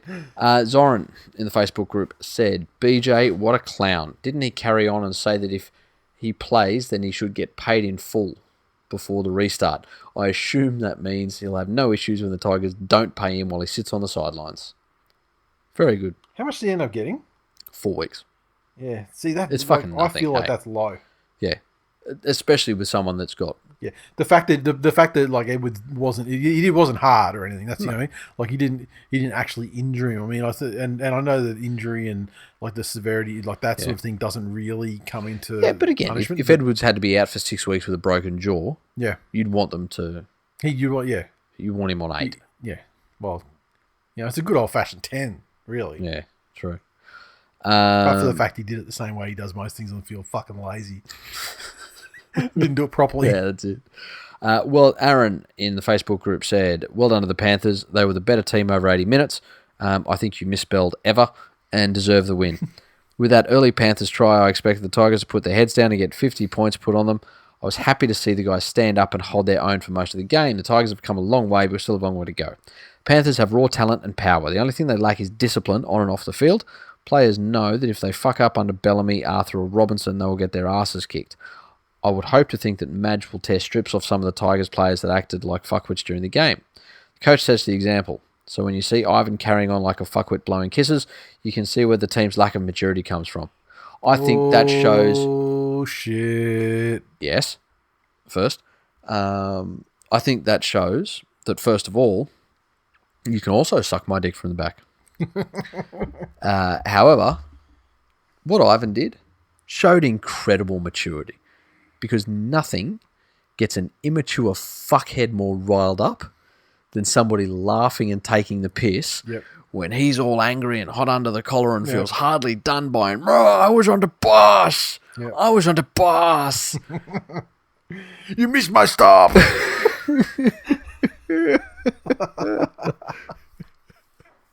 As I'm saying that, I realise it's like a cross between Seven and Speed. What's in the bus? What's in the bus? But to blow them little kisses and wave at them and point to the scoreboard and be all fucking happy-go-lucky, I think that was incredibly fortunate. And the one flaw to your logic there is you're talking about coaches who have drilled into their players enough fear so that they don't fuck up, and what you're hoping for out of your own side is that after being complete fuckheads, that they get strips torn off them. So discipline, if anyone lacks some discipline, it was the Mr. I'll avenge my little brother for having a glass jaw. Greg in the Facebook group said, BJ and Noffa are lippy cunts considering they open up wide enough to fit this guy's cock between the two of them multiple times a game. To which underneath he put a photo of everybody's favourite COVID crisis meme. Mr. Big Black Dick sitting on the bed. Barry? Is that his name? Yeah, Wood. And fucking wasn't Noffa lippy in this game. Chirping at everyone. He logs on to Twitter and sees the Tigers fans saying he's a top 5 winger in the game. Jesus Christ. And then after it gives an interview where he says that he's always heard that they're everyone's second team. What's your fucking sample size? 3 people on Twitter. Yeah. Who even have second teams. Yeah. And fuck everything. Jesus Christ. So second teams, Tigers fans have second teams because they need someone to fucking follow in the finals to make them interesting for them. Exactly. So what he's done is run into Tigers fans at finals games in the crowd, and they're wearing other people's jerseys, and they say they're a fan of the Tigers. He assumes that means as well as the team they're supporting that day. Yes, correct. And can we just all point out what's happened now when Noffa didn't play against a piece of shit team, how close he got to the top of the try scorers list? Yes. How many did he add to his tally? Fucking none. Zip. Let's stop this shit country now about him ever putting on a sky blue jersey. It's done. You don't get to play New South Wales versus Canterbury Bankstown in State of Origin. And fuck out of here. It would absolutely kill all of the joy in State of Origin for me. Yeah. If they were sink so low. Yep. Exactly. Graham said, it is the yeary. Fat Harry Lazy said, Ivan Cleary winding up Tigers fans is what I'm here for. Hashtag yeary of Cleary. Stuart Marler said, tonight, the role of Russell Packer will be played by Joey Leilua. Matt from Facebook said, Marshall dropped for poor defence. Reynolds, 12 tackles, 7 misses. It's a fucking damning stat. Chucky on Twitter said, BJ/Joey, whatever the fuck you want to call yourself, Leilua, go crawl under a rock and stop purposely putting your team in difficult situations. Raiders Canberra, we will pay you to take him back. Nasty. And, long time no here. At MJEagle23 on Twitter, Mo said, so in the end, it's more the Panthers jungle than the Tigers jungle. Fucking oath it is. That's it. The mighty Manly Seagulls 12 defeat the Newcastle Knights 14 at Brookie. Manly's tries, tried of Daly Cherry Evans, Cade Cust, and 2 of 2 conversions to Ruben Garrick. The Knights 14 came from tries to McCulloch and Kirkman. Ponga 2 conversions and a penalty goal. I think the Knights absolutely exposed in this game as absolute fucking pretenders of the game. Now, I mean, obviously Manly are working through a rebuilding period at the moment in terms of this is their second week of their preseason of learning to play with 1/4 of their spine and 3/4 of new inductees into said spine. And and based on last week on week, if you look at if you chart like a player's progress on a graph, Ruben Garrick at this current rate will be the best fullback in the history of rugby league by the time his position of fullback ends this season, based on last week versus this week. He was called on to do a lot of defence. They bombed the fuck out of him all game, and he was absolutely flawless. He still has to work on what he's going to do in terms of chiming into attack, and that sort of thing takes time. But holy fuck, I thought Desi might have been playing some games, and maybe he'd go, last week was fucked. Let's put Elliott back there. And so when he actually had Garrick there an hour out from the game, I thought, oh, fucking here we go. But he was actually amazing. He didn't set a foot wrong. The attack is going to obviously take a little bit of time, especially given they've lost, out on the left, which is probably the most, without looking at the stats, probably their most prolific scoring area. And losing 2 links out of there is tough. Yeah. But Lachlan Croker, I swear to God, outside of fucking games versus Canberra, because he's a Canberra guy, and outside of revenge games, he's fucking useless. Cade Custer, he had a lot more time there in the second half, and he looked actually pretty good. Will they start with him this week? I don't know. I don't think they will, because I think Desi just had Croker do a lot of work in the middle and dummy half and things like that, and so I just think he just let Cust on, in more of an organising role, just to give him a bit of a break. And given that Dylan Walker will be back next week, I don't think he's going to be too bothered about fucking around too much with trying to build a combination there that isn't going to be necessary. The Knights, the Knights, their big narrative from this game is, oh my god, we defended so amazingly well. Yeah, not really. I mean, through the forces of the rugby league gods, there are about 3 tries disallowed. Ponga was fucking exposed. How many times that it was just a fractional fucking touch here and there that stopped him having tries scored on him, like the way that Tommy fucking manhandled him in State of Origin last year.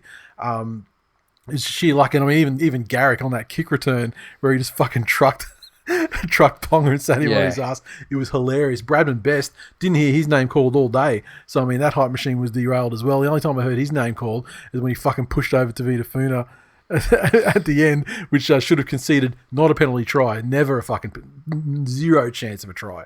But obviously should have been a penalty there. And, would Garrick have kicked it? Yeah, probably not. But he should have been given the opportunity to do so. Yep. But so overall, I was very, very happy with the defense. The attack obviously needs work. Cherry Evans actually, despite being off the field for 10 minutes, he actually stepped up and was actually great. And I mean, the try he put on was for himself was great, and the one he laid on for Cuss was good as well. Far more involved as he needs to be, which was very pleasing.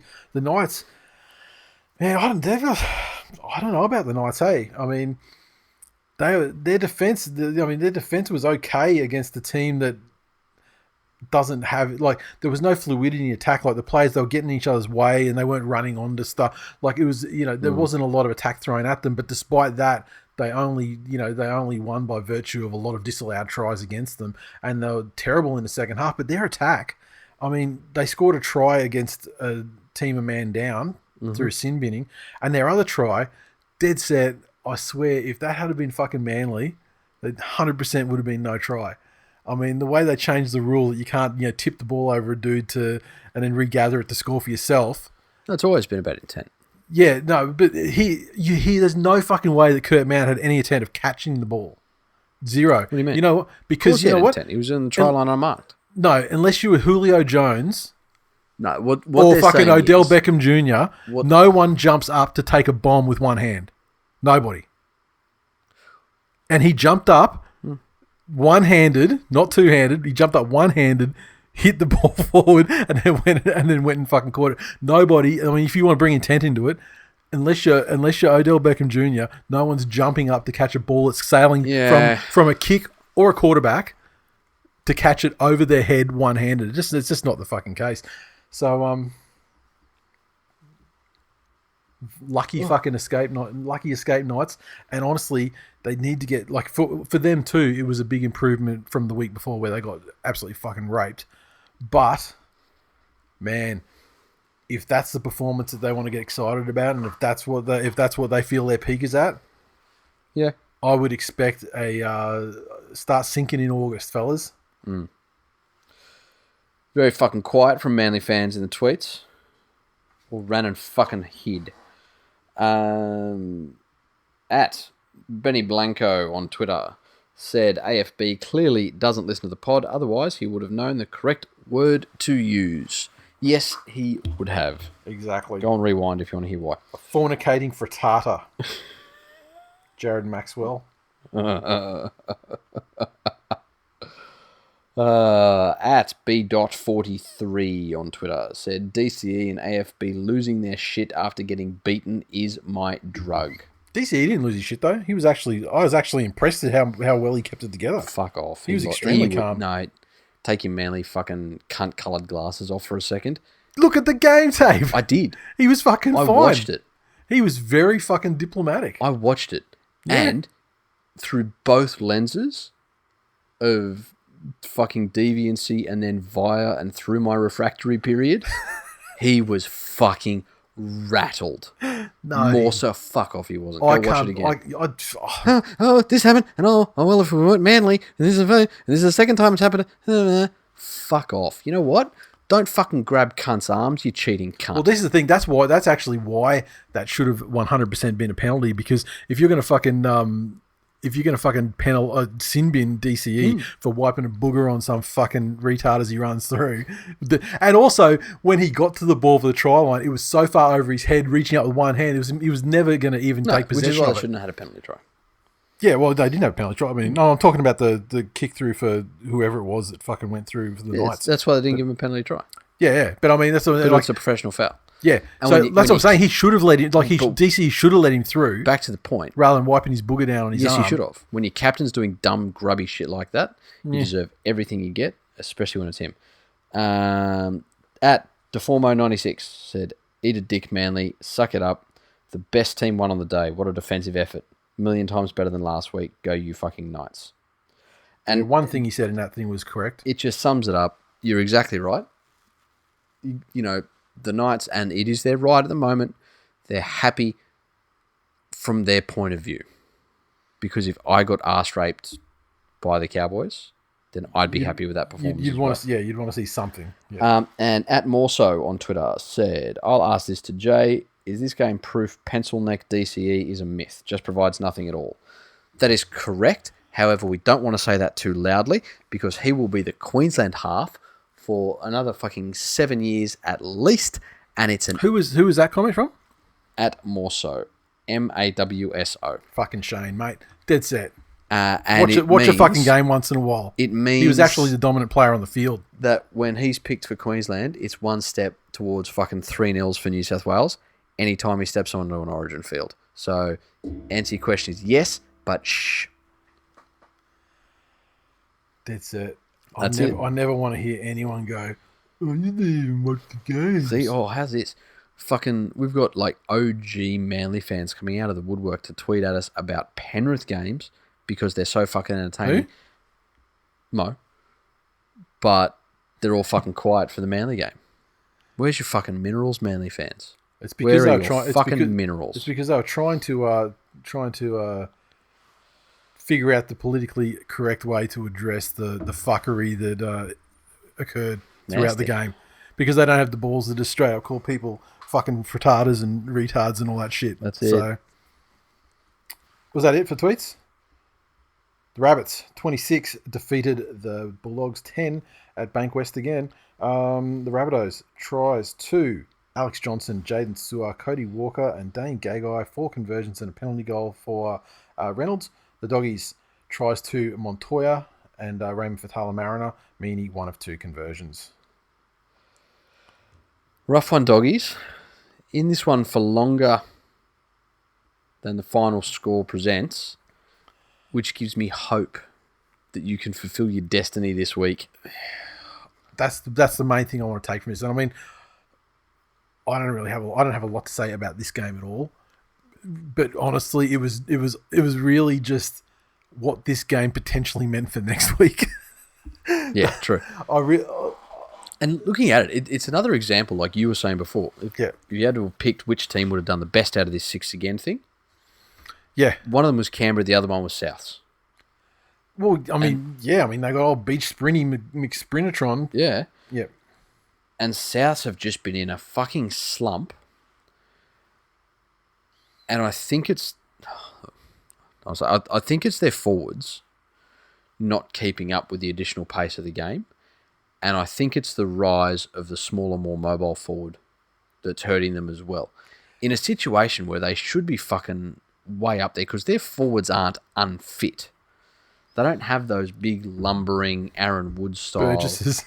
Well, even Burgess is a great proponent of take the collision, get down on your front quickly. Well, they're almost like don't take the collision, face plant, spring up. Yeah, that's it. So I mean, South they've got problems all over the place that manifest some weeks and not others. And obviously, the biggest one being, Latrell and, all that sort of thing. But it's just, I don't know whether it's directive from Wayne or what it is, but Cook is just Cook is playing at the level and involved at the level where I'm just like, man, I don't even know if I got you in my Origin team anymore, man. Like, I loved that guy. The only possible saviour to that is who do you put in there before him? Well, yeah, that's right. That's the reason that he's still playing, is because no one stuck their hand up. Yeah. Yeah, well, the alternatives are probably not good at all. I can't even fucking think of anyone I'd propose. Yeah. So, but still, he needs to get something going. Yeah, 100%. And for that much strike power out wide, for them to really struggle to put points on against a team like that. Yep. When other top sides are just putting double digits on them almost instantly, is a big concern for them. Troy in the Facebook group said, "Fuck both clubs. It's funny how people pointed out Cleary's fucked up head last week for cellulitis, but these fucking derb South fans have been getting around looking like that their whole lives." At Terry in the Facebook group said, "The Dogs have to break the bank to get Bellamy. The power of Finucane's run to get the penalty after 84 minutes is amazing fitness and motivation." And I agree, that does seem to be what the Dogs are lacking. But, it seems clear to me that it's a talent vacuum at the Dogs. I mean, the intent and everything is definitely there. I mean, Pay's obviously getting them up for the games. Yeah. Because they're putting in. But what better person is there than Bellamy? Well, obviously Bellamy's an upgrade. The of talent that are there but somehow being untapped. I don't know. Yeah. At JSJ Hogan on Twitter said, "Another week, another loss. The boys are trying their hearts out. You can see it in the last try South scored. A runaway intercept down by 10, but there were 5 Bulldogs players who were chasing hard despite knowing it was all in vain. That shows heart." That's very true. And last word on this one goes to long-suffering fan at GT351_Johns. "Scoreline doesn't reflect the game. Dogs are better than 16-point losers here. We gifted most of South's points. Oh well, Broncos looking forward to next week. We will play those fools into a win on the back of our errors. Oh well, it is what it is." Jesus Christ, son. Fucking look up. I want to fucking hang myself. I know.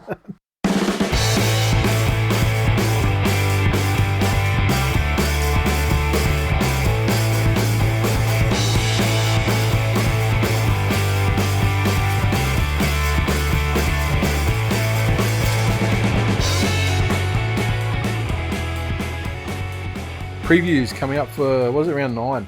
The Cowboys versus the Roosters on Thursday night up there at the Bedpan. The Cowboys had some changes this week with Well, actually, these teams that I've got in front of me now, it's been actually superseded because I know Valentine Holmes was moving to the wing. Hemiso was going to maintain the fullback position, but I think Holmes has dropped out of the side now through injury or fractured vagina or whatever it might be. Justin O'Neill's injured. Opacek's been admitted, and that gives us Leimulu and Essan Masters in the centres. Tom Gilbert returns from suspension and replaces Ruben Cotter on interchange. The Roosters got some decent injuries there, hey? They've got Daniel Tupou with his ankle injury.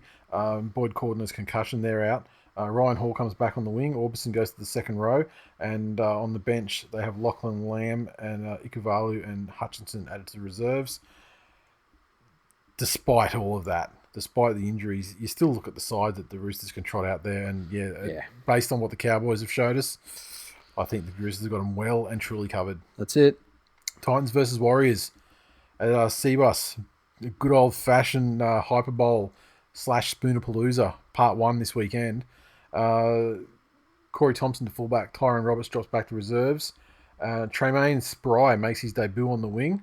We got Fernwell moves to the centre. Sam Stone second row. Aaron Clark replaces Mitch Rain at hooker. The Warriors. Okay, so RTS is back. Hiku goes to centre. Beale to the reserves. Channel Harris to Vita's 5'8" with Nicarima out of the side. Jazz Tavanga returns from injury, and Carl Lawton is lock, and Tohu Harris goes to second row. Honestly, I don't know who wins. Because both of these sides are not very good, but have the ability to play with a spirit that carries them to victory. Yes. You just can't predict it, though, when that week is. This would have to be a game that the Titans see as very winnable. The Warriors will be buoyed from the win over the Broncos last week, but was that their mid-season grand final? Yeah, that's it. And if one thing the Warriors haven't done this year is put it together back to back. Yeah, this is a really hard one to pick. Hey, it is. I don't remember. Fuck it, I'm sentimental. Go the Warriors. All right, the Roosters. Sorry, the Roosters. Fucking the Rabbitohs take on the West Tigers. Bankwest. The Rabbits have lost Braden Burns with that fucked up injury. I hate seeing those sorts of injuries, but it's just fascinating to look at legs bending the wrong way and shit. No. So Bailey Sirinen replaces on the bench. The Tigers. Cheekham is replacing BJ Leilua in the centres. Chris Lawrence joins the bench, and apparently there's chat that maybe Chris Lawrence may be in the 3. But, in his day, great. His day was a long time ago. Yes. I don't know how he can move, how much sort of lateral movement he has in him. And, if you've got guys like AJ and James Roberts and people like that coming at you, it might be killer. Yep. But having said that, the Tigers stood up. Yep. The intensity that they played with patches in that game last week was impressive.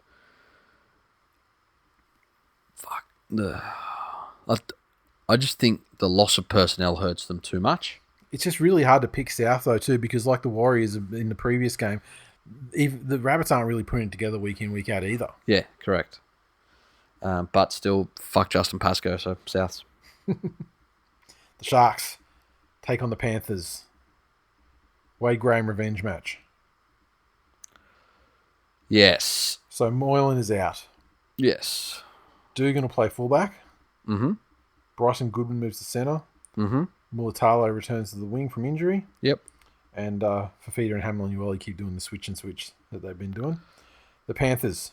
To'o is out for, what was he talking about, 2 months? Yeah, 8 weeks? it's fucking bad, man. Time, yep. Farah returns. And Naden out to the wing. Mm-hmm. There's no reason why I don't think the Panthers will win this game comfortably, to be honest. I don't rate the Sharks at all. Should do. The factors are that the Sharks always seem to get up for Penrith. And they're coming in to a form patch. They're really starting to get their forwards working together. Like I said, their right edge attack is fucking brutal at the moment. And it's not a bad thing to when you have your fullback go down, to have an ex-representative fullback just ready to slot in from elsewhere in the team. So it would be another tough one for Penrith, who have, obviously the toughest draw of any team in the competition this year. But hashtag year of Cleary. I think the Panthers will sail through this one. The Broncos take on the Bulldogs. Part 2 of the good old-fashioned Hyper Bowl. It's funny how these line up on the weekend, and potentially if the Doggies can get the win here, potentially the Brisbane Broncos will be sitting stone motherless last. Yes. Depending on the result of the Titans-Warriors game. Yes. Pangai Jr. moves to prop. Flegler's benched. Oates in the second row. Katoni Staggs as a reserve. Jesus Which just Christ. seems at odds. There were so many whispers coming out of the Broncos that, Oates was getting dropped and Darius was getting dropped and fucking, Staggs was coming back in the centres. It's strange. For all this talk of action, they are minor, ineffectual, moves for change. The Doggies. Luke Thompson debuts at lock, replacing Adam Elliott. And isn't that a luxury for a team that we just mentioned has a massive sort of talent drought? Yeah. To be able to bring in a heralded player after his 2-week COVID quarantine to replace Big Dick Elliott. Look, I'm tipping the Doggies. I am balls deep in the Doggies in this game. Yep. If they don't win, my weekend is fucking ruined. Hashtag we are all GT351 _Johns. Yeah. But bust out the Uzo, throw a fucking lamb on the spit. We are all GT Johns this weekend. The Canberra Raiders take on the Melbourne Storm down in Canberra. What do we got here? CSL. We didn't talk about that. That's a fucked up fracture. That's a daunting X-ray to look at. Yeah. Because you're like, wow, like his head could have come apart. Like, man, he could have had a flipped off head. A like bigger fracture in it than my marriage did. I was going to say, like skull X-ray looked like Terrence and Phillip. like his skeleton looks shocked. Yeah. Go and look at the fucking X-ray. Yeah, that's fucking terrible. And that could bring an end to his career with the Raiders. I mean, fucking how long do you can't... I mean... Those facial fracture things take a long time to be sure, If you look at, and especially for the thing that got, because ICG was done that way, if you believe the reports out of Penrith, it was because he couldn't eat. Oh, okay. Because of pain and complications and infections and all of that stuff, and he just lost so much weight, and then the work getting back to game size, getting pounded while you're there, then having doctors remind you every week that it's now a weak part of your body. Yep. So try and avoid contact if you can. Yep. Not fucking good for a forward. That's rough. So they're going to have Dynamis Louis starting with Josh Papali up front. Kai O'Donnell makes his NRL debut from the interchange. Tapane back in at lock. And Rapana replaces Curtis Scott on the bench. And Curtis Scott then pushed out of the 17. The Storm. Also not without trouble. Sully, he's out with a hamstring injury, replaced by Sevi on the wing. Riley Jacks is 5'8", and Cameron Smith will be switching back to hooker, and Brandon Smith to the interchange. Once again, more problems for the Melbourne Storm. Brandon Smith's like, no, I'm a 9. Yeah, and then Harry Grant's like, well, I'm coming back to be the 9 there, or else I'm, just fuck you. Strange. Look, has anyone verified what Harry Grant has in his clause? No, I'm not that I'm aware of. Because at this stage, it's all fucking. It may have came from a place of truthfulness, though. Like, yeah, but Melbourne came out a little while ago and said that we're not losing him. Yeah, we'll see. Look, I think that I just can't trust the Raiders this year. I'm sorry. I mean, both sides with losses. I still like Munster is just like such a huge loss. But having said that, the Storm acquitted themselves amazingly well last week. And without Munster there, Hughes really stood up. I mean, it was only last week I was questioning if Hughes was, a replacement for the great sevens of the Storm sides past. And while I wouldn't go that far, I mean, he stood up in the absence of Munster, big time. As he does that again, I mean, like the Storm, they just keep rolling. It is interesting. And it was close to my heart as well. I remember last year when we had Cleary and Jimmy there. Obviously not to the same extent, But do you think it's a similar situation in Melbourne? In what? Sorry, in what way? In just that they're, for some reason, they're just not great together. Neither of them can live up to their... Yeah, maybe. Maybe. Who knows? But still, I'm going Storm. Okay. Knights versus the Eels. Edric Lee is out. Tex Hoy on the wing. Aiden Guerra replaces Sony Matautia. Stafford Tyler's back on the bench. And Brody Jones. The Eels. Nathan Brown returns from suspension. This fucking guy, man. This fucking guy. To get another one? Yeah. New Corey drops to the bench. Ray Stone and Oregon Kafusi drop out. And Stefano Toigamanu debuts from the interchange. You can't go past Parramatta here. No, you can't at all. Like, legit, the Knights, you know, they want to talk about, they defended and didn't have, you know, and had players out. And, you know, you lost like a fucking winger, an average fucking back rower. Yeah. Reserve back rower. And then you lost your overhyped, you know, fuckboy for, you know, 10 minutes or whatever. Yeah. When he did himself a fucking mischief dropping another bomb. Like, nasty. Calm the fuck down. Like, and I just don't feel like their forwards can't stand up against the Eels. Their defense is not going to fucking do stop any Eels throw at them. And I don't think that offensively they've got anything at all for the Eels. I agree.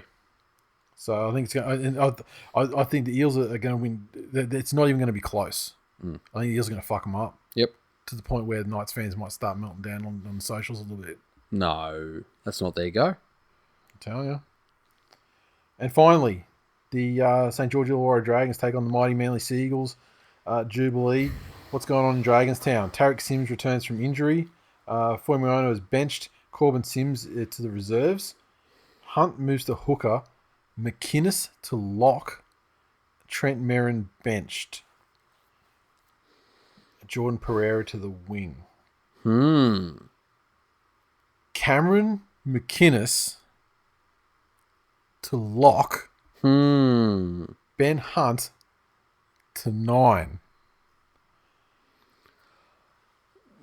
I don't quite know what to make of that. McInnes had been playing at lock when the replacement when Hunt's come on. Yeah. So it just seems like a really fucking strange thing to do.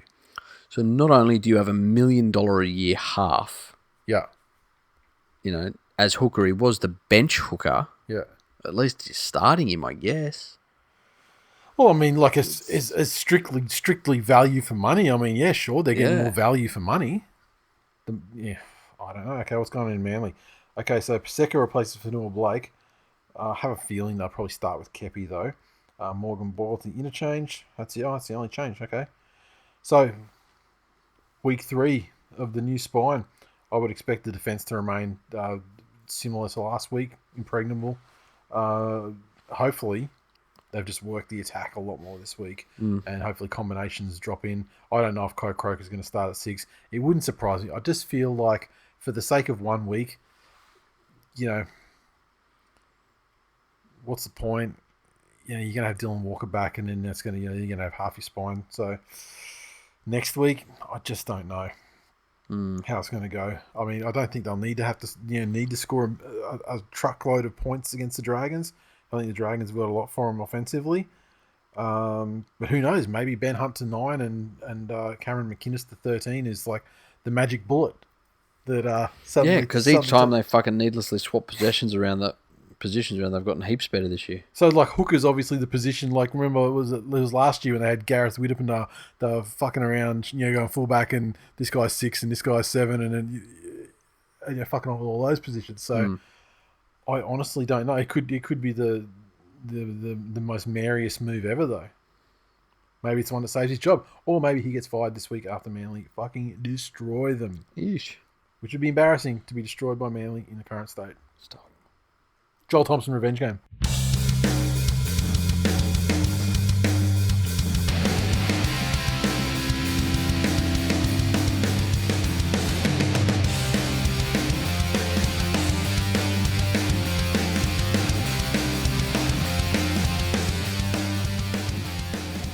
Okay, your mailbag. Oh, hang on a second. I got my tips there. Oh, what did I tip? So I tipped the... I did tip the Warriors. Okay, good. Excellent. Okay, so the mailbag. Clevo, if one NRL player was legitimately diagnosed with I'm going to say it exactly the way he said it here. Diagnosed with retardation, who would it be and why? You dog cunt. You, Clevo, after the way you spelled that. Bigger said, I'm involved with the kids' podcast about rugby league. Do you think that's something families would be interested in? I feel like you're fishing for a plug. Hang on. Now, just back to what Clevo said. Old mate Horsburgh. Like, if you want to talk about legit handicap, yeah, he'd be one. I'm not sure BJ's doing any fucking trigonometry.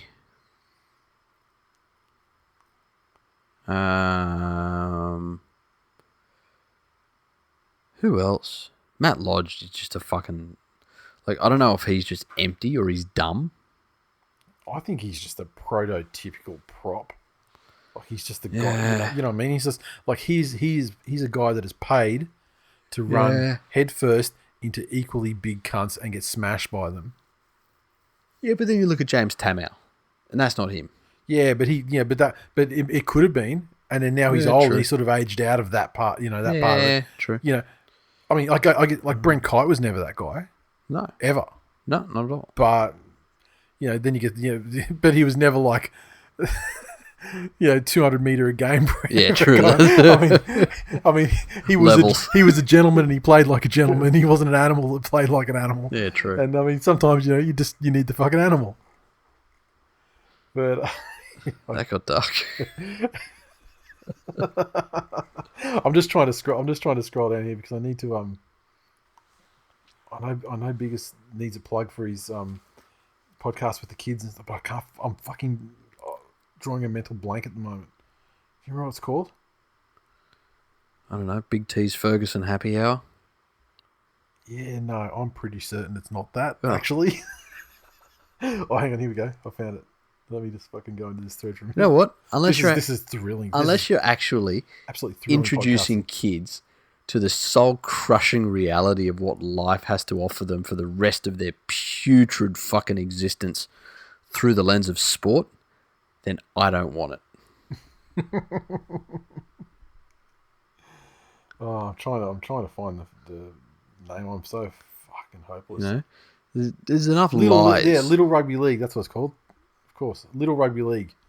Get it at all your favorite. There's enough fucking lies going out to my children at the moment, without lies about football.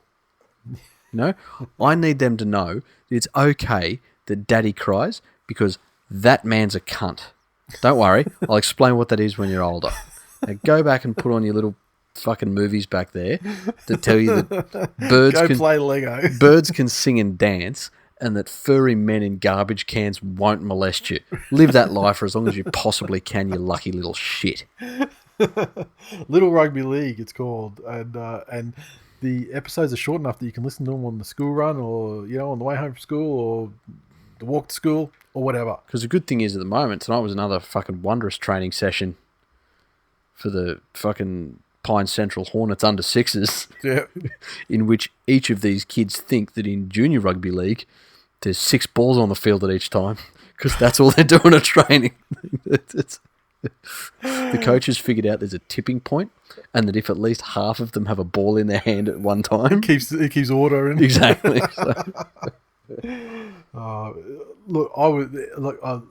It's something I certainly entertained doing, but I also know that I'm glad it never came to it, but because I am kind of the one that, I am the very involved person that will get roped into everything, but I'm glad I dodged that bullet. Danny said, how would you attempt to fix the 2 dumpster fire teams of the season, being Broncos and Dragons? What do you think needs to change? Clearly, sacking the coach is a boomer solution, and surely there is more to it than that. Yes, sacking the coach alone is not going to solve the problems. However, in both cases, I would sack the coach. But as we've, you could probably, these are really easy broad strokes that I think that we'll both agree on. You've got to get these high value contracts that aren't giving you any returns in performance on the field, they've got to fucking go. And now, if it means that you're paying that guy to play for some other fucking team or something, while you're giving a kid from your system a chance or something, then I think you just like it's pain at the moment anyway. Yeah. It's pain with them. Yeah. So, mate, you just have to sort of just take that bullet, get that contract off your fucking books, and it might be painful running cut-priced squads out until that time, but at least you're developing other players and not these fucking guys that aren't performing. And then when the contract comes off the books, then you can buy, where are the gaps now? Yep. Buy 2 players for $450 a piece and fill the gaps. That's it. Those teams are probably mirror images of each other.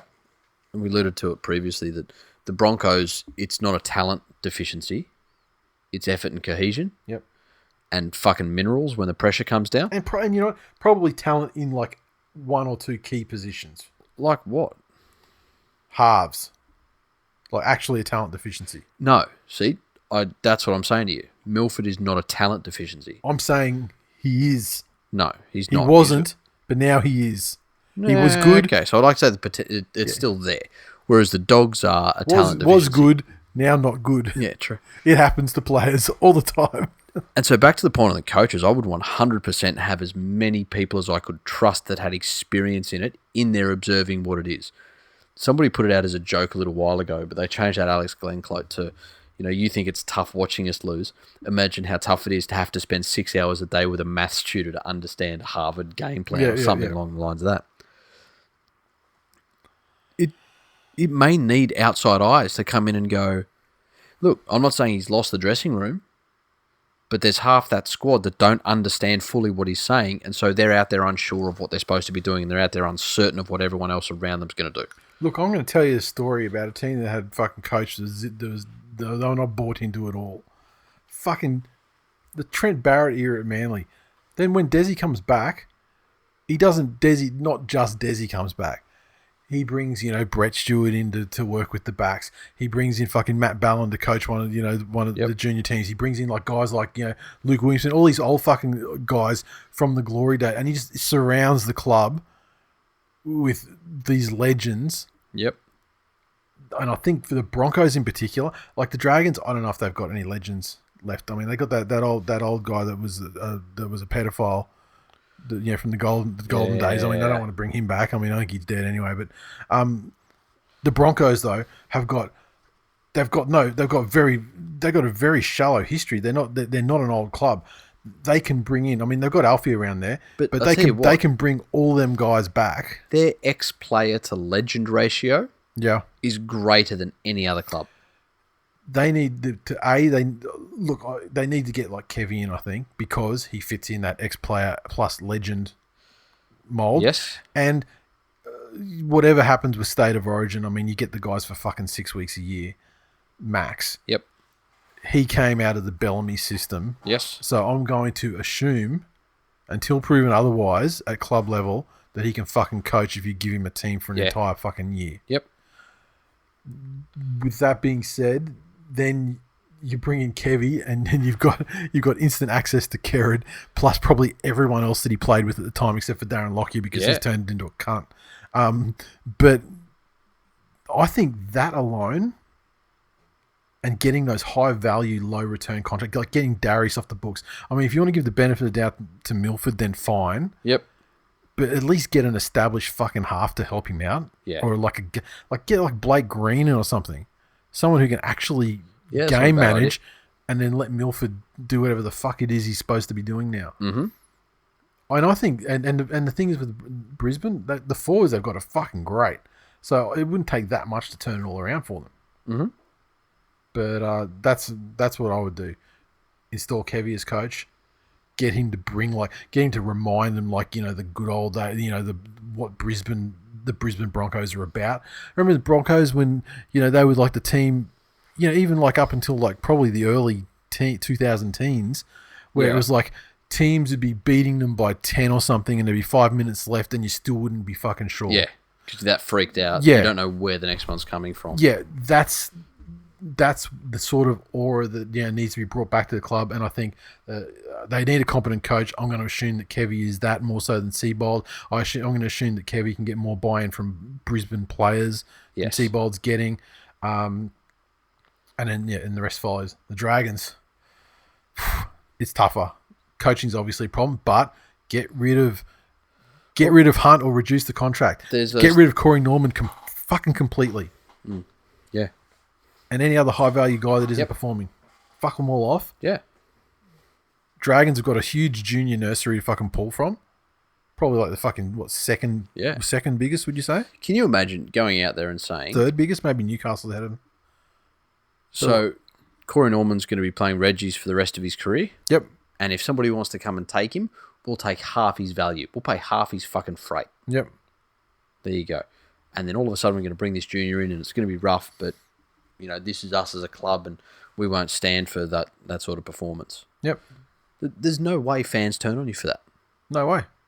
And the thing is, you can draw it out with the way things are now, waiting for contracts to elapse, or you can have the equal amount of pain. I mean, because it doesn't get worse, so you've got the equal amount of pain, but it's actually doing something to rectify it, or like it's building towards something else. That's it. Rather than just like sitting here looking at your watch, going, "Oh, how much fucking longer are we paying this dumb cunt?" Anyway, fuck both those clubs. Russ, why are the Fox Sports hacks afraid of reporting or investigating more into the Isaac Moses saga? Surely those Buzz or Hoops Muppets have some more juice on him. They probably do too. Like, let's see. Waits for the appeal to be exhausted. Yeah. And I guess if he wins his appeal, then it's going to be a moot point. If he loses the appeal, then I bet there's a lot of story that's yet to be told. Yes. And to answer your question, it's because those fucks are absolute leeches, and what they don't need is to come out and bag a guy who can obviously hold a fucking grudge. Yes. And then wield it super effectively. Yeah, instantly lose access to all Moses managed players. Yep. So think of every player that's been mentioned as being managed by him, and then imagine that the journo that does the fucking hit piece on Moses never gets anything from them again. Yep. So that's why. Josh, Fanua Blake's outburst. Personally, I don't give a shit what he said. And fuck apologies. He obviously meant it when he said it. I agree. He meant it when he said it. James said, if there has to be a Yuri of anything, with Big Red Corey and half the Brisbane team crying their eyes out, Cleary has to win the Dally M, Clive Churchill and the grand final. Otherwise, it's the Yuri of Teary. Who said he won't? Not me. Because hashtag Yuri of Cleary. Ross, do you think the disrupted season has led to there being more serious injuries than usual? It just seems more long-term ones than I was used to. I saw something on social media, and I can't remember where, but I believe it was implying that it's just worse this year. And I wish I could remember where I saw it. It wasn't. It was like maybe over 10 years, over the same amount of rounds, and I think that this year is slightly worse, but not. But it's still kind of on a par. And you know what? There's a whole bunch of shit that goes into that as well in terms of causality. Does it have anything to do with a large number of games being played at the same venues in a shorter period of time? Yep. Does it have anything to do with the relaxation of the players during the break? Yep. Who fucking knows? Does it have anything to do with the fact that they all had to train at home and so weren't under the watchful eye of trainers, experts in health and fitness, sports scientists? Yep. Oh, hey, I've got a little niggle here. Cool. Stop on that immediately. Here's the ice bath. Get in that. Turns into, hey, I've got a little niggle. I'll sit on the couch for half an hour or I'll train through it. Yep. So at the moment, I don't think it's significantly. It's kind of like on par, but slightly worse at this point. But it's a fucking strange season. Eddie said, "Do you reckon all the shit from unnamed sources that the Dogs bought at infighting is just made up by News Corp journos to take the heat away from their precious Broncos investments?" No, they just smell smoke, and that gives them some free column inches to they don't have to think about or find a story or actually do their job. Correct. And be journalists and hunt down a story. It's like it's just a free hit, right? Yep. And Chris said the two referee system has retarded the development of young referees and left them ill-equipped to adjudicate first grade. Discuss. Maybe not wrong. Well, sorry, don't want to say maybe not wrong. But they obviously referee a way that they have been refereeing for a long time, and that's with another referee there with them. Yeah. And it's like there's so much fuckery in the play the ball and everything that sort of gets overlooked somewhat now. But and I'm still not sold. Like I like the 6 again as a concept, but the part of it I really fucking hate because it's directly affected my team is when the team is so dominant and just trucking through the middle, making all sorts of inroads, and down by 2, and keep getting 6 again, 6 again, 6 again. You know what? When you're like fucking 30 meters out and you're just trucking through the middle at will and they can't keep up with it and they're like, 6 again, maybe they just want the fucking penalty just to tie it up. Yeah, learn how to score tries. That's a fucking little dick attitude. Maybe you just prefer to tie the game up and then just roll on through the rest of them. That's it. Full time for episode 358. Thanks for listening, everyone. As always, you can interact with us on Twitter, so follow at TWiL League, facebook.com/groups/TWiL Nation. That's a Facebook group. Welcome to the new listeners or the new admittees to the group over the last week. And it's a great place to chat footy, and it's easy for us to keep tabs on everything too because we can just keep everything under topics and threads and everything. It's fucking great. Yes. Our Facebook page is facebook.com/thisweekinleague. Get over there. You can find everything you need to about the show and where to get to all the other places. And if you'd like to support the show, make sure you drop us a rating and a review on Apple Podcasts. And if you want to go the extra mile, our digital memberships are still available and can be picked up anytime for only $3.99 a month. That entitles you to extra episodes and more. Just scrolling through. That is it. That's all I have at the moment. And once again, our best intentions. And we're still going overtime. Jesus. Stop being so compelling, footy. The yeary of weary from fucking recording all goddamn...